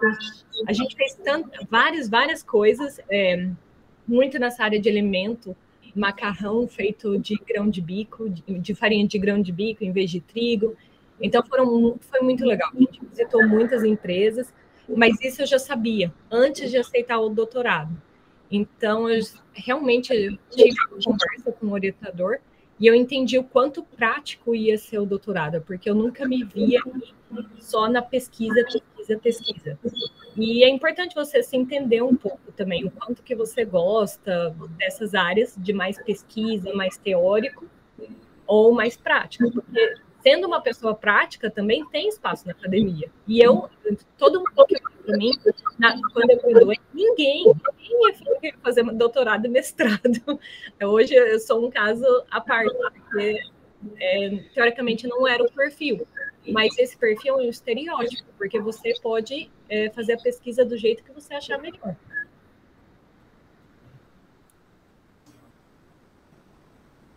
Thaís e Ângela? Bom, eu acho que, às vezes, se um dia eu quiser voltar para essa parte acadêmica, eu vou, porque se eu tiver com vontade, eu vou. Mas agora, nesse momento, eu sentia que eu precisava ir para a parte de empresa, trabalhar em empresa, porque eu queria, de um lado, tentar trazer isso tudo que a gente aprende para ser, né? Porque a gente faz tantos estudos, a gente desenvolve tantas coisas para tentar trazer esse lado de inovação para a empresa e também aprender coisas mais práticas, né? De negócio, que muitas vezes a gente não aprende essa parte na faculdade, né? Você tem que viver isso para então foi mais escolha agora, nesse meu momento. Eu acho que é muito parecido o que aconteceu comigo. Eu sou muito prática também, sou muito inquieta, gosto de fazer coisas diferentes, de ter possibilidade de trabalhar com diferentes tópicos. E logo que eu terminei a faculdade, eu queria muito trabalhar, assim, vinda de uma família humilde, um pouco da história do Felipe também tive bolsa durante a universidade, por conta da situação financeira. Então, eu queria muito trabalhar e ganhar dinheiro e dar algum retorno para minha família o mais rápido possível. Eu tinha muito isso na cabeça. Então, eu acabei focando muito em processo seletivo, empresa grande, Natura. Foquei muito no dinheiro no começo, que eu não sei se é a melhor escolha, mas era o que eu podia fazer naquela época também, não me arrependo, era a situação que eu vivia e era o que eu podia fazer. E foram boas experiências, de qualquer forma. Mas quando eu decidi sair da Natura, quando eu fui para o hospital, eu já queria fazer mestrado fora. Eu tinha feito um MBA que a Natura tinha pagado para mim na FGV, mas é mais focado para business, estudos, enfim. E aí, quando eu mudei da Natura para o hospital, já foi uma construção de que eu queria estudar fora. Eu estou muito focado em bolsa de estudos. Eu cheguei a aplicar para algumas universidades aqui no Reino Unido, fui aceita, por exemplo, na Universidade de Edimburgo, um curso super bacana, mas não tinha dinheiro para pagar. Era, tipo, o curso aqui custa 26 mil libras, faz vezes 5 em reais. Isso é só o valor do curso de mestrado, mais moradia, tudo, enfim, não tinha essa condição. E eu acabei optando vir por outro meio, que é por meio da cidadania, que também fica a dica, se você tiver na sua família portuguesa ou italiana, que são as mais comuns no Brasil, a cidadania italiana é uma cidadania bem fácil de você conseguir tirar, enfim, então vale a pena se você quiser investir nisso. Facilita muito a vida, o meu visto hoje para morar aqui no Reino Unido é muito mais simples por conta da minha cidadania italiana, ou em toda a Europa.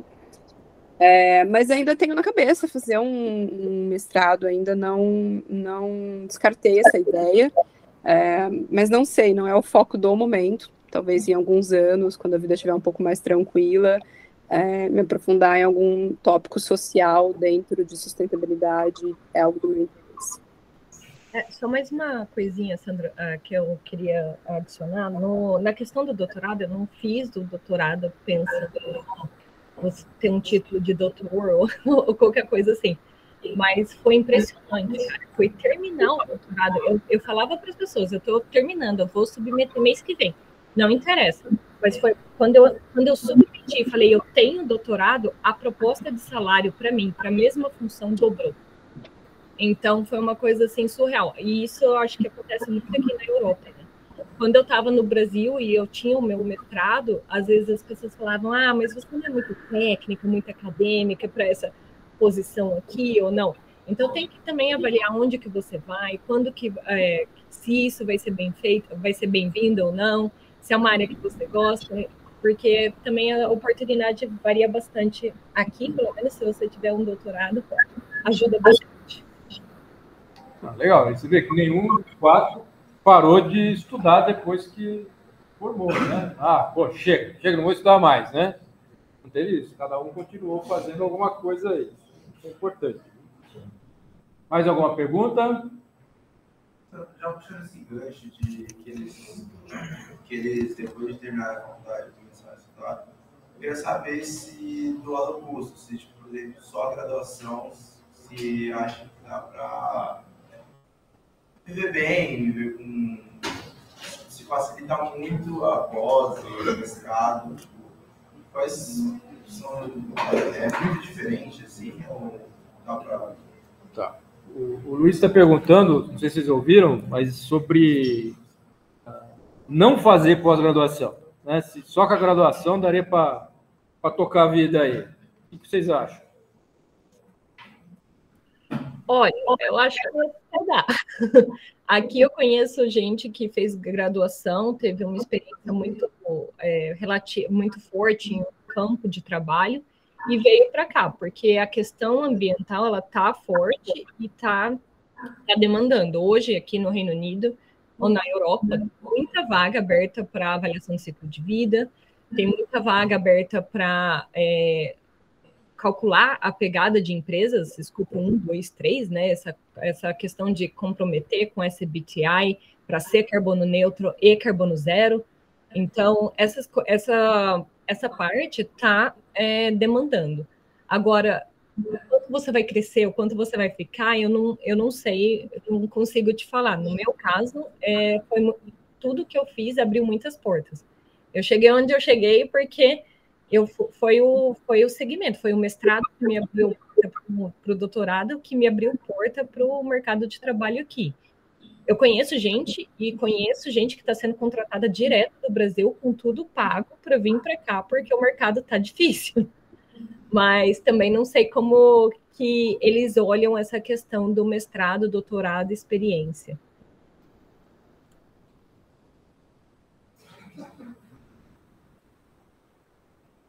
Quem vai falar agora? Querem falar? Ângela, ou Thaís, ou Felipe? Eu também conheço várias pessoas que vieram para cá, né, que foram ou trabalhavam numa empresa, né, no Brasil, e aí se mudaram para uma filial aqui, que não tem mestrado ou que foram contratados diretamente do Brasil. Eu acho que depende muito da posição, das experiências que você teve e das suas soft skills, com certeza. Então, eu acho que talvez não seja, dependendo do caminho que você queira ir, não é um must, mas com certeza ajuda você, né, com sua experiência, maturidade, mas é tudo como você imagina a sua carreira, como você quer e seguir a sua vida. Eu acho, o que eu posso falar aqui do Reino Unido? Eu acho que eles valorizam muito a graduação. Você, por exemplo, falar que você tem um curso de engenharia e você poder provar que você tem, é muito bem visto. A gente tem muitas pessoas aqui que não fazem graduação, que escolhem não fazer graduação, e o sistema de ensino provoca isso também no Reino Unido. Eles dividem as pessoas em técnicos e em pessoas para trabalhar em mão de obra, então tem essa questão da mão de obra aqui, qualificada, que é uma questão, mas o que eu vejo, se você tem um mestrado, se você tem um doutorado, os colegas que eu tenho, por exemplo, a Marcela é um exemplo, acabam tendo posições melhores no mercado de trabalho do que quem só tem a graduação. E um outro ponto que eu acho que não é só mestrado e doutorado, os cursos de curta duração, eu também acho que eles são muito importantes. Eu fiz um curso da Universidade de Cambridge que durou 3, 4 meses, há 1 ano e pouco atrás. Quando eu terminei esse curso, eu comecei a aplicar para vagas aqui na minha área de sustentabilidade, e nas 3 entrevistas que eu fiz me perguntaram deste curso, como foi o curso, quais foram os principais tópicos do curso, porque, claro, é uma universidade que tem um nome muito pesado, né, muito importante, mas as pessoas me perguntavam muito. Depois disso eu fiz curso de cálculo de carbono, gestão de carbono, eu comecei um curso como se fosse o nosso CREA daqui, que chama IEMA, que é para te reconhecer como um profissional da área de sustentabilidade, que também faço entrevistas, toda entrevista que eu faço está no meu currículo, e o recrutador daqui me pergunta quando que eu vou terminar, quando que eu vou ter o reconhecimento como gestor de sustentabilidade pelo Reino Unido.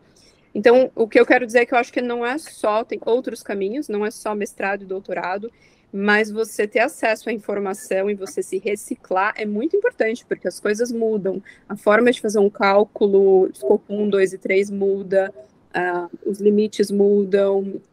Quando a gente fala de ESG, Environmental, Social e Governance, novas coisas são adicionadas todo ano. Quando a gente fala de certificação, as certificações evoluem e elas são diferentes. Você está falando de diferentes indústrias. Então, sempre tem coisas novas para você aprender. Eu acho muito difícil você ficar estagnado, não fazer leitura, não fazer cursos, não se reciclar dentro do nosso tema, que ainda é um tema muito novo para a nossa sociedade, quando a gente pensa em meio ambiente e sustentabilidade de forma mais expandida.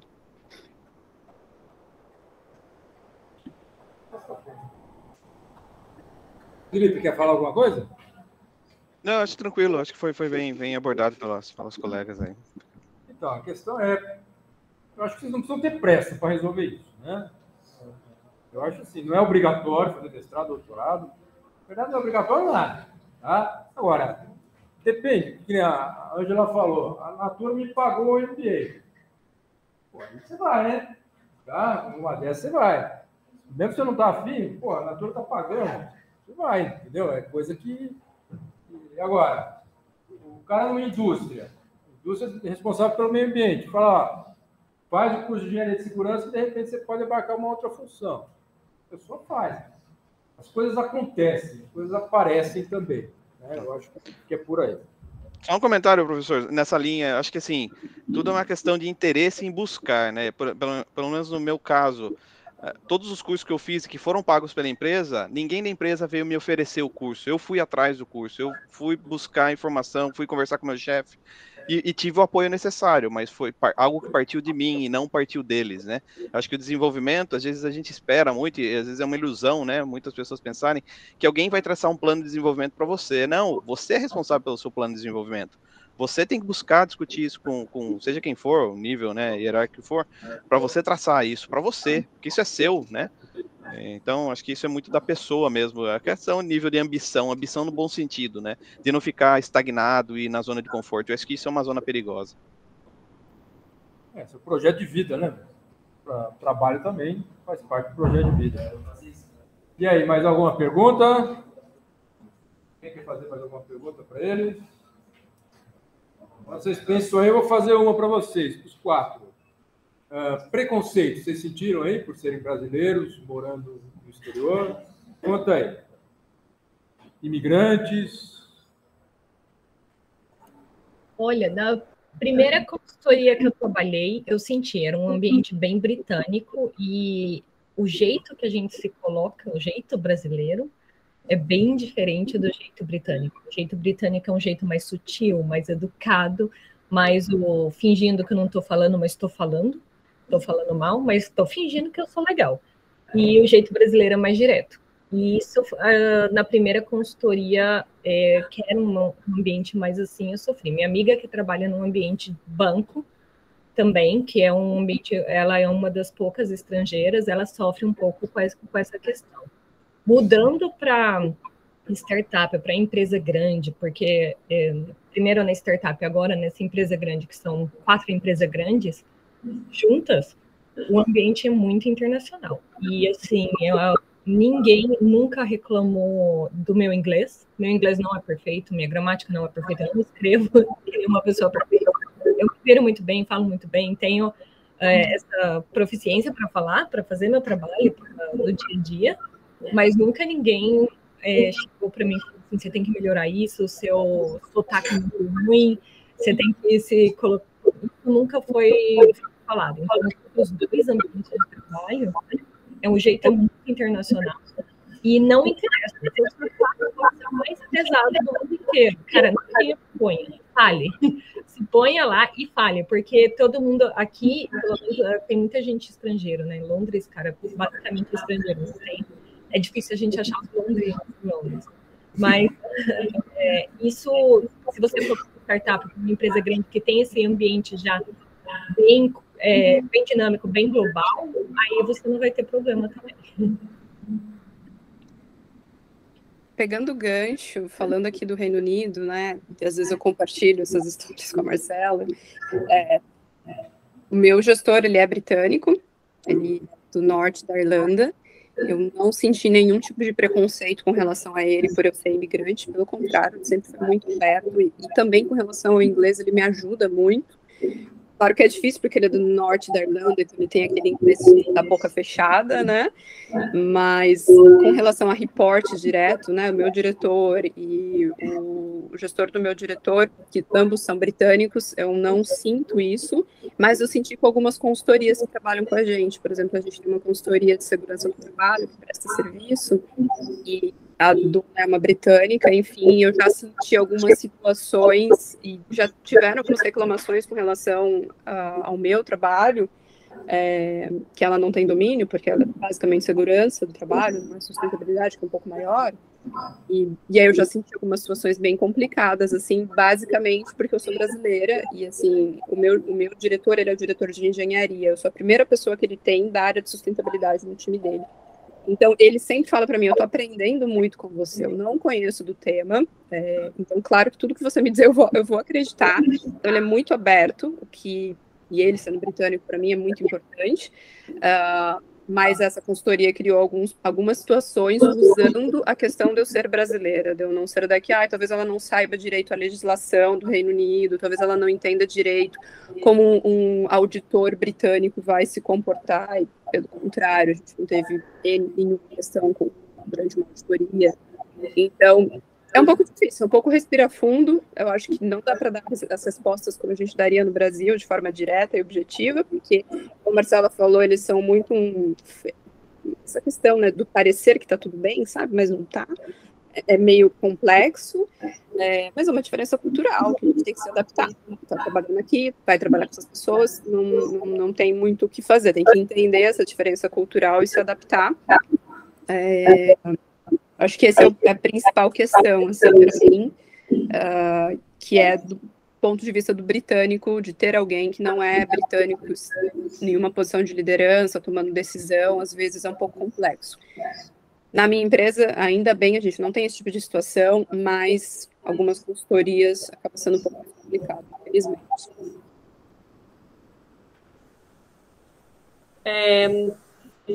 Eu nunca passei por uma situação assim, de preconceito na minha vida pessoal e nem no trabalho. No trabalho, na verdade, foi o contrário que aconteceu. Vamos dizer que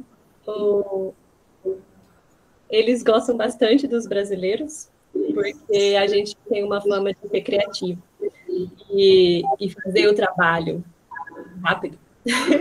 Enquanto lá, aqui, né, os alemães precisam pensar muitas vezes e planejar e checar isso, sabe? Então, na verdade, o meu chefe, por exemplo, e eu já escutei também de outros colegas que, na verdade, eles gostam dos brasileiros. Por isso, que são bem mais efetivos. E lá na Allianz também, eles, apesar de ser, né, uma empresa tradicional alemã, tem muitas pessoas internacionais. No meu time tem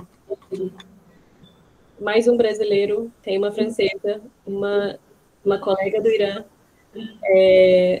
uma do México e várias da Índia, então é muito internacional. E então eu acho que quando você tem muitas nacionalidades assim, você acaba acostumando com outras culturas e é muito mais fácil da empresa também. Beleza. Felipe, você que está com família aí, você que tá com família aí, como é que é? Não, olha, sinceramente, eu sou, de novo, eu não dou muita bola para essas coisas, assim, eu não sou de muito mimimi nesse negócio de preconceito, para mim tanto faz cor de pele, etnia, essas coisas, eu não sou muito ligado para essas coisas, não existe preto, branco, amarelo, para mim é tudo a mesma coisa. Brasileiro é uma mistura de raças, então primeiro que a gente não tem muito, né, não tá muito bem definido, eu não me importo para isso, mas assim, eu não sofro com isso, acho que as minhas crianças também não, porque a maioria das escolas tem pessoas, tem muitos estrangeiros, tem indianos, tem pessoal de tudo quanto é lugar do mundo. Então, assim, nas escolas isso é bem misturado. Na empresa também a gente tem muitos profissionais de diferentes áreas do mundo. Então, empresa multinacional, isso facilita essa questão. Mas eu acho que um ponto muito importante quando a gente está mudando de país é a gente conhecer a cultura, a gente avaliar antes se a gente vai conseguir se adaptar à cultura. Porque, assim, não adianta eu achar que eu vou praticar, eu vou me comportar da mesma forma que eu me comporto no Brasil, com os meus amigos brasileiros, num ambiente de trabalho finlandês. Né? É achar que eu vou chegar no ponto de ônibus, eu vou ficar encostado, quase encostado no colega, né, que é finlandês, sendo que eu tenho uma distância segura de 1,5 metro distância do finlandês. Então não é preconceito, é a forma deles, é o mindset deles, é como eles se comportam culturalmente, né? Chegar num ambiente e eles não me cumprimentarem dando as mãos, né, não é um problema, porque naturalmente as pessoas não ficam pegando na mão do outro, né? Algo que é comum no Brasil, abraçar, enfim. Mas é questão de conhecer a cultura e se adaptar um pouco também, né? Eu acho que isso faz parte do processo de adaptação. Beleza. Eu só queria colocar mais uma coisinha também. Nessa consultoria que era mais britânica, eu vi não só o preconceito com o brasileiro, com qualquer estrangeiro, tá? Espanhol, italiano, tudo a mesma coisa. E o que eles faziam, eles contratavam os estrangeiros, pagavam visto para eles virem para morar no país, davam dinheiro. Mas na hora que você chegava aqui, o emprego era assim, ok, recebo um dinheiro que dá para sobreviver, que divide uma casa, aluga um quarto, tá ótimo, dá para sobreviver. Mas a hora que você compara com os outros no mercado, você estava recebendo no mínimo 40% a menos. Então, isso foi muito importante. Muita gente, nisso nessa consultoria, assim. Não foi meu caso, porque eu sempre negociei. Então, eu negociava salários, mas eu sempre olhando no mercado. Então, tem vários sites que publicam. Tem um site, inclusive, só para mulheres, por igualdade de salário também. É muito interessante. Então, é uma coisa que, quando você não tem ideia de onde você está indo, de que mercado você está indo no país estrangeiro, tem que pesquisar, tem que dar uma olhada nas faixas salariais mesmo, porque as empresas, elas esperam que você vai negociar, então elas vão te dar uma proposta menor mesmo. Eu tenho um ponto importante, talvez, quando a gente fala de sustentabilidade de forma mais ampla, pensando em environmental, social and governance, particularmente no pilar social, a gente tem indicadores claros quando a gente pensa em diversidade, com questões raciais e com questões de gênero, no mundo inteiro, não só no Brasil, inclusive na Europa, a gente tem muitos problemas com salários de pessoas no mesmo tipo de posição e tem salários completamente diferentes fazendo o mesmo tipo de atividade. Então, desculpa só essa correção, mas para mim esse é um tema pessoal muito importante, é um tema que eu trabalho no dia a dia. Esse tipo de indicador é muito importante quando a gente fala de sustentabilidade. E, infelizmente, a gente ainda tem muitos problemas sociais quando a gente pensa globalmente, não só no Reino Unido, ou só no Brasil, ou nos países que a gente está falando. Essas diferenças, elas são reais, elas existem, de acordo com a cor da sua pele, se você é homem, se você é mulher, país de origem, isso realmente acontece. A gente tem dados científicos para falar disso, infelizmente. Às vezes são barreiras sistêmicas, né? Sim. Eu queria que vocês tentassem voltar um pouquinho no tempo para falar para eles como era o nível de inglês de vocês quando vocês entraram na faculdade e como era o nível de inglês quando vocês saíram da faculdade. Básico, nenhum, intermediário, avançado ou fluente. Quando entraram e quando saíram da faculdade. Como que é? O meu era básico, inglês para vestibular. Assim, no meio da graduação eu comecei a perceber que isso realmente já começava a me fazer falta. E eu acho que mais para o final da graduação, no último ano, foi quando eu realmente despertei essa questão da necessidade e comecei a estudar mais e fazer aulas, e, enfim, que despertou essa... Mas eu acho que vocês não precisam esperar. Se já tem alguém que viveu isso e vocês podem começar antes, comecem antes, o quanto antes possível, porque vai ser muito melhor para vocês, podem ter certeza. O que eu falo para eles, quando eu convido eles, pessoal, falem para eles alguma coisa que vocês gostariam de ter ouvido quando vocês estavam no lugar deles, tendo aula comigo, que nem eu falei para vocês. Né? Então, esse tipo de coisa aí. Mas realmente, não precisa esperar acontecer, chegar no fim do curso, tá? Thaisa, como é que era para o seu caso, quando você chegou na faculdade? Na verdade, eu era meio nerdzinha e eu gostava bastante de inglês, então eu sempre estudei desde quando eu era pequena. Minha mãe me deu um dicionário, eu lembro que eu ficava decorando as palavrinhas. Eu sempre gostei, e aí eu lia bastante artigo em inglês, ou escutava rádio em inglês, e aí durante o intercâmbio eu fui para a Inglaterra. Então, com certeza, sim, né? Gradualmente foi melhorando, e agora eu trabalho, desde que eu moro aqui em 2017, eu falo basicamente só inglês. Então, eu começo a pensar em inglês, né? Em vez de, quando eu estava preparando essa apresentação, eu começava pensando em inglês, não, volta, é português. Então, agora, na verdade, é o idioma que eu mais falo durante o Eu cheguei a fazer um intercâmbio antes de entrar na faculdade, eu passei 6 meses no Canadá, e foi ótimo, o meu inglês era muito ruim. Eu fiz todos os cursos de inglês, não gostava de nenhum. Fui em todas as escolas que você pode imaginar de inglês, pulava de uma para uma, não tinha um progresso até fazer o intercâmbio. Aí fiz o intercâmbio, aprendi um pouco na marra ali, mas intercâmbio também sempre tem grupo de brasileiro, aquele negócio mais jovem, né? 15 de 16 anos, mas eu voltei com inglês intermediário. Então, entrei ali na faculdade com inglês intermediário. Na faculdade inteirinha, eu não fiz nada. E eu arrependo disso. Arrependo muito disso. Eu fui começar a fazer curso de novo em inglês quando eu já tinha formado. Eu estava trabalhando lá naquele aterro com contaminação. Então, eu comecei a fazer curso mesmo. Eu realmente paguei uma escola muito boa, um curso muito bom, que eu comecei a fazer esse curso. E ele foi essencial para mim quando eu comecei a fazer o trabalho na BASF, porque eu comecei a pegar funções que dependiam do inglês. E meu inglês não era perfeito, não era bom, mas eu me virava e jogava no meio do pessoal para falar inglês também. Então, isso ajudou muito. Quando eu tive que fazer o doutorado aqui, para vir para o doutorado, tem que fazer a prova do IELTS, né? O TOEFL não aceita o IELTS. Eu paguei uma professora particular. Eu fiz 3 semanas intenso com ela e eu tirei, assim, a média para passar. Assim, eu tirei tudo 777, que era porque eu precisava do 7 para chegar no doutorado. Porque essas provas são muito chatas mesmo.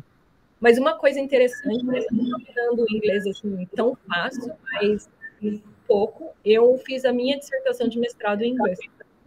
Porque eu queria abrir portas. Foi uma coisa bem difícil.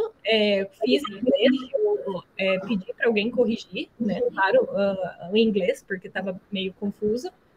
E aí eu terminei e isso me ajudou muito. Isso foi o que me ajudou a fazer a minha publicação, porque às vezes a gente não consegue publicar por conta do inglês mesmo. E aí, vindo para cá, hoje eu sou casada com um galês, que fala inglês, como primeira língua. Mas até hoje eu faço erros de gramática, até hoje eu tenho um sotaque muito forte brasileiro. Quando às vezes eu abro minha boca, o pessoal, brasileiro, e eu reconheço todos os brasileiros também, mas está tudo certo, entendeu? Daqui eu moro aqui já estou morando aqui faz 5 anos. Desses 5, eu estou 4 anos já no meu relacionamento. Falo inglês muito mais do que português. Não adianta, não existe a gente também querer se cobrar tanto para o nível de perfeição. O nível fluente que você se vira tá ótimo, entendeu? É bom desenvolver nesse nível que você se comunica, que você discute, que você tem discussões, brainstorm com todo mundo em um nível bem legal e técnico, mas não precisa também ficar muito noiado e se travar por conta do seu sotaque, por conta dos seus erros.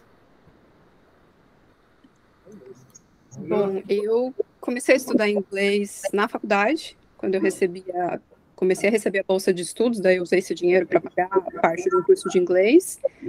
O meu inglês era bem básico. Depois eu comecei a trabalhar na Natura, era uma empresa brasileira, não precisava de inglês. No meu segundo ano na Natura, eu fiz uma viagem aqui para Londres, para ficar 1 mês, para fazer um curso curto de inglês de 1 mês, porque era o que eu dava para eu tirar de férias na empresa. Não acho que é suficiente, mas se é a única coisa que você pode fazer, eu acho que é melhor do que não ter nenhuma experiência. Quando eu vim para cá, eu percebi que o meu inglês era péssimo, particularmente porque eu estudei inglês americano no Brasil e aqui o inglês britânico é o mesmo inglês, no final do dia, mas o accent é muito diferente, então eu tinha muita dificuldade para entender as pessoas. Voltei para o Brasil, continuei estudando. Depois, quando eu mudei para cá, eu lembro até de uma das conversas que a gente teve, eu, a Marcela e a Mel é outra colega nossa, amiga da Unesp, que também mora aqui. Ambas já estavam trabalhando na área de sustentabilidade, eu estava trabalhando em hospitalidade. E elas falavam, eu lembro da Marcela muito brava comigo, você tem que aplicar para as vagas, o que você está esperando? Eu falei, mas é que meu inglês não é bom. Ela, não existe inglês bom, Ângela, aplica, você sabe o seu trabalho, você sabe fazer o seu trabalho super bem feito, você tem um currículo, você tem experiência, vai e aplica, tenta. Eu lembro dela super, assim, sabe, direta comigo, brava, e aquilo foi muito importante, porque é exatamente isso, eu não acho também que o meu inglês seja perfeito, eu tô aqui há 2 anos e meio só, eu cometo erros ainda de gramática, às vezes básicos, que quando eu realizo o que eu tô falando, eu falo, nossa, que merda, eu tô falando uma coisa super básica, errada.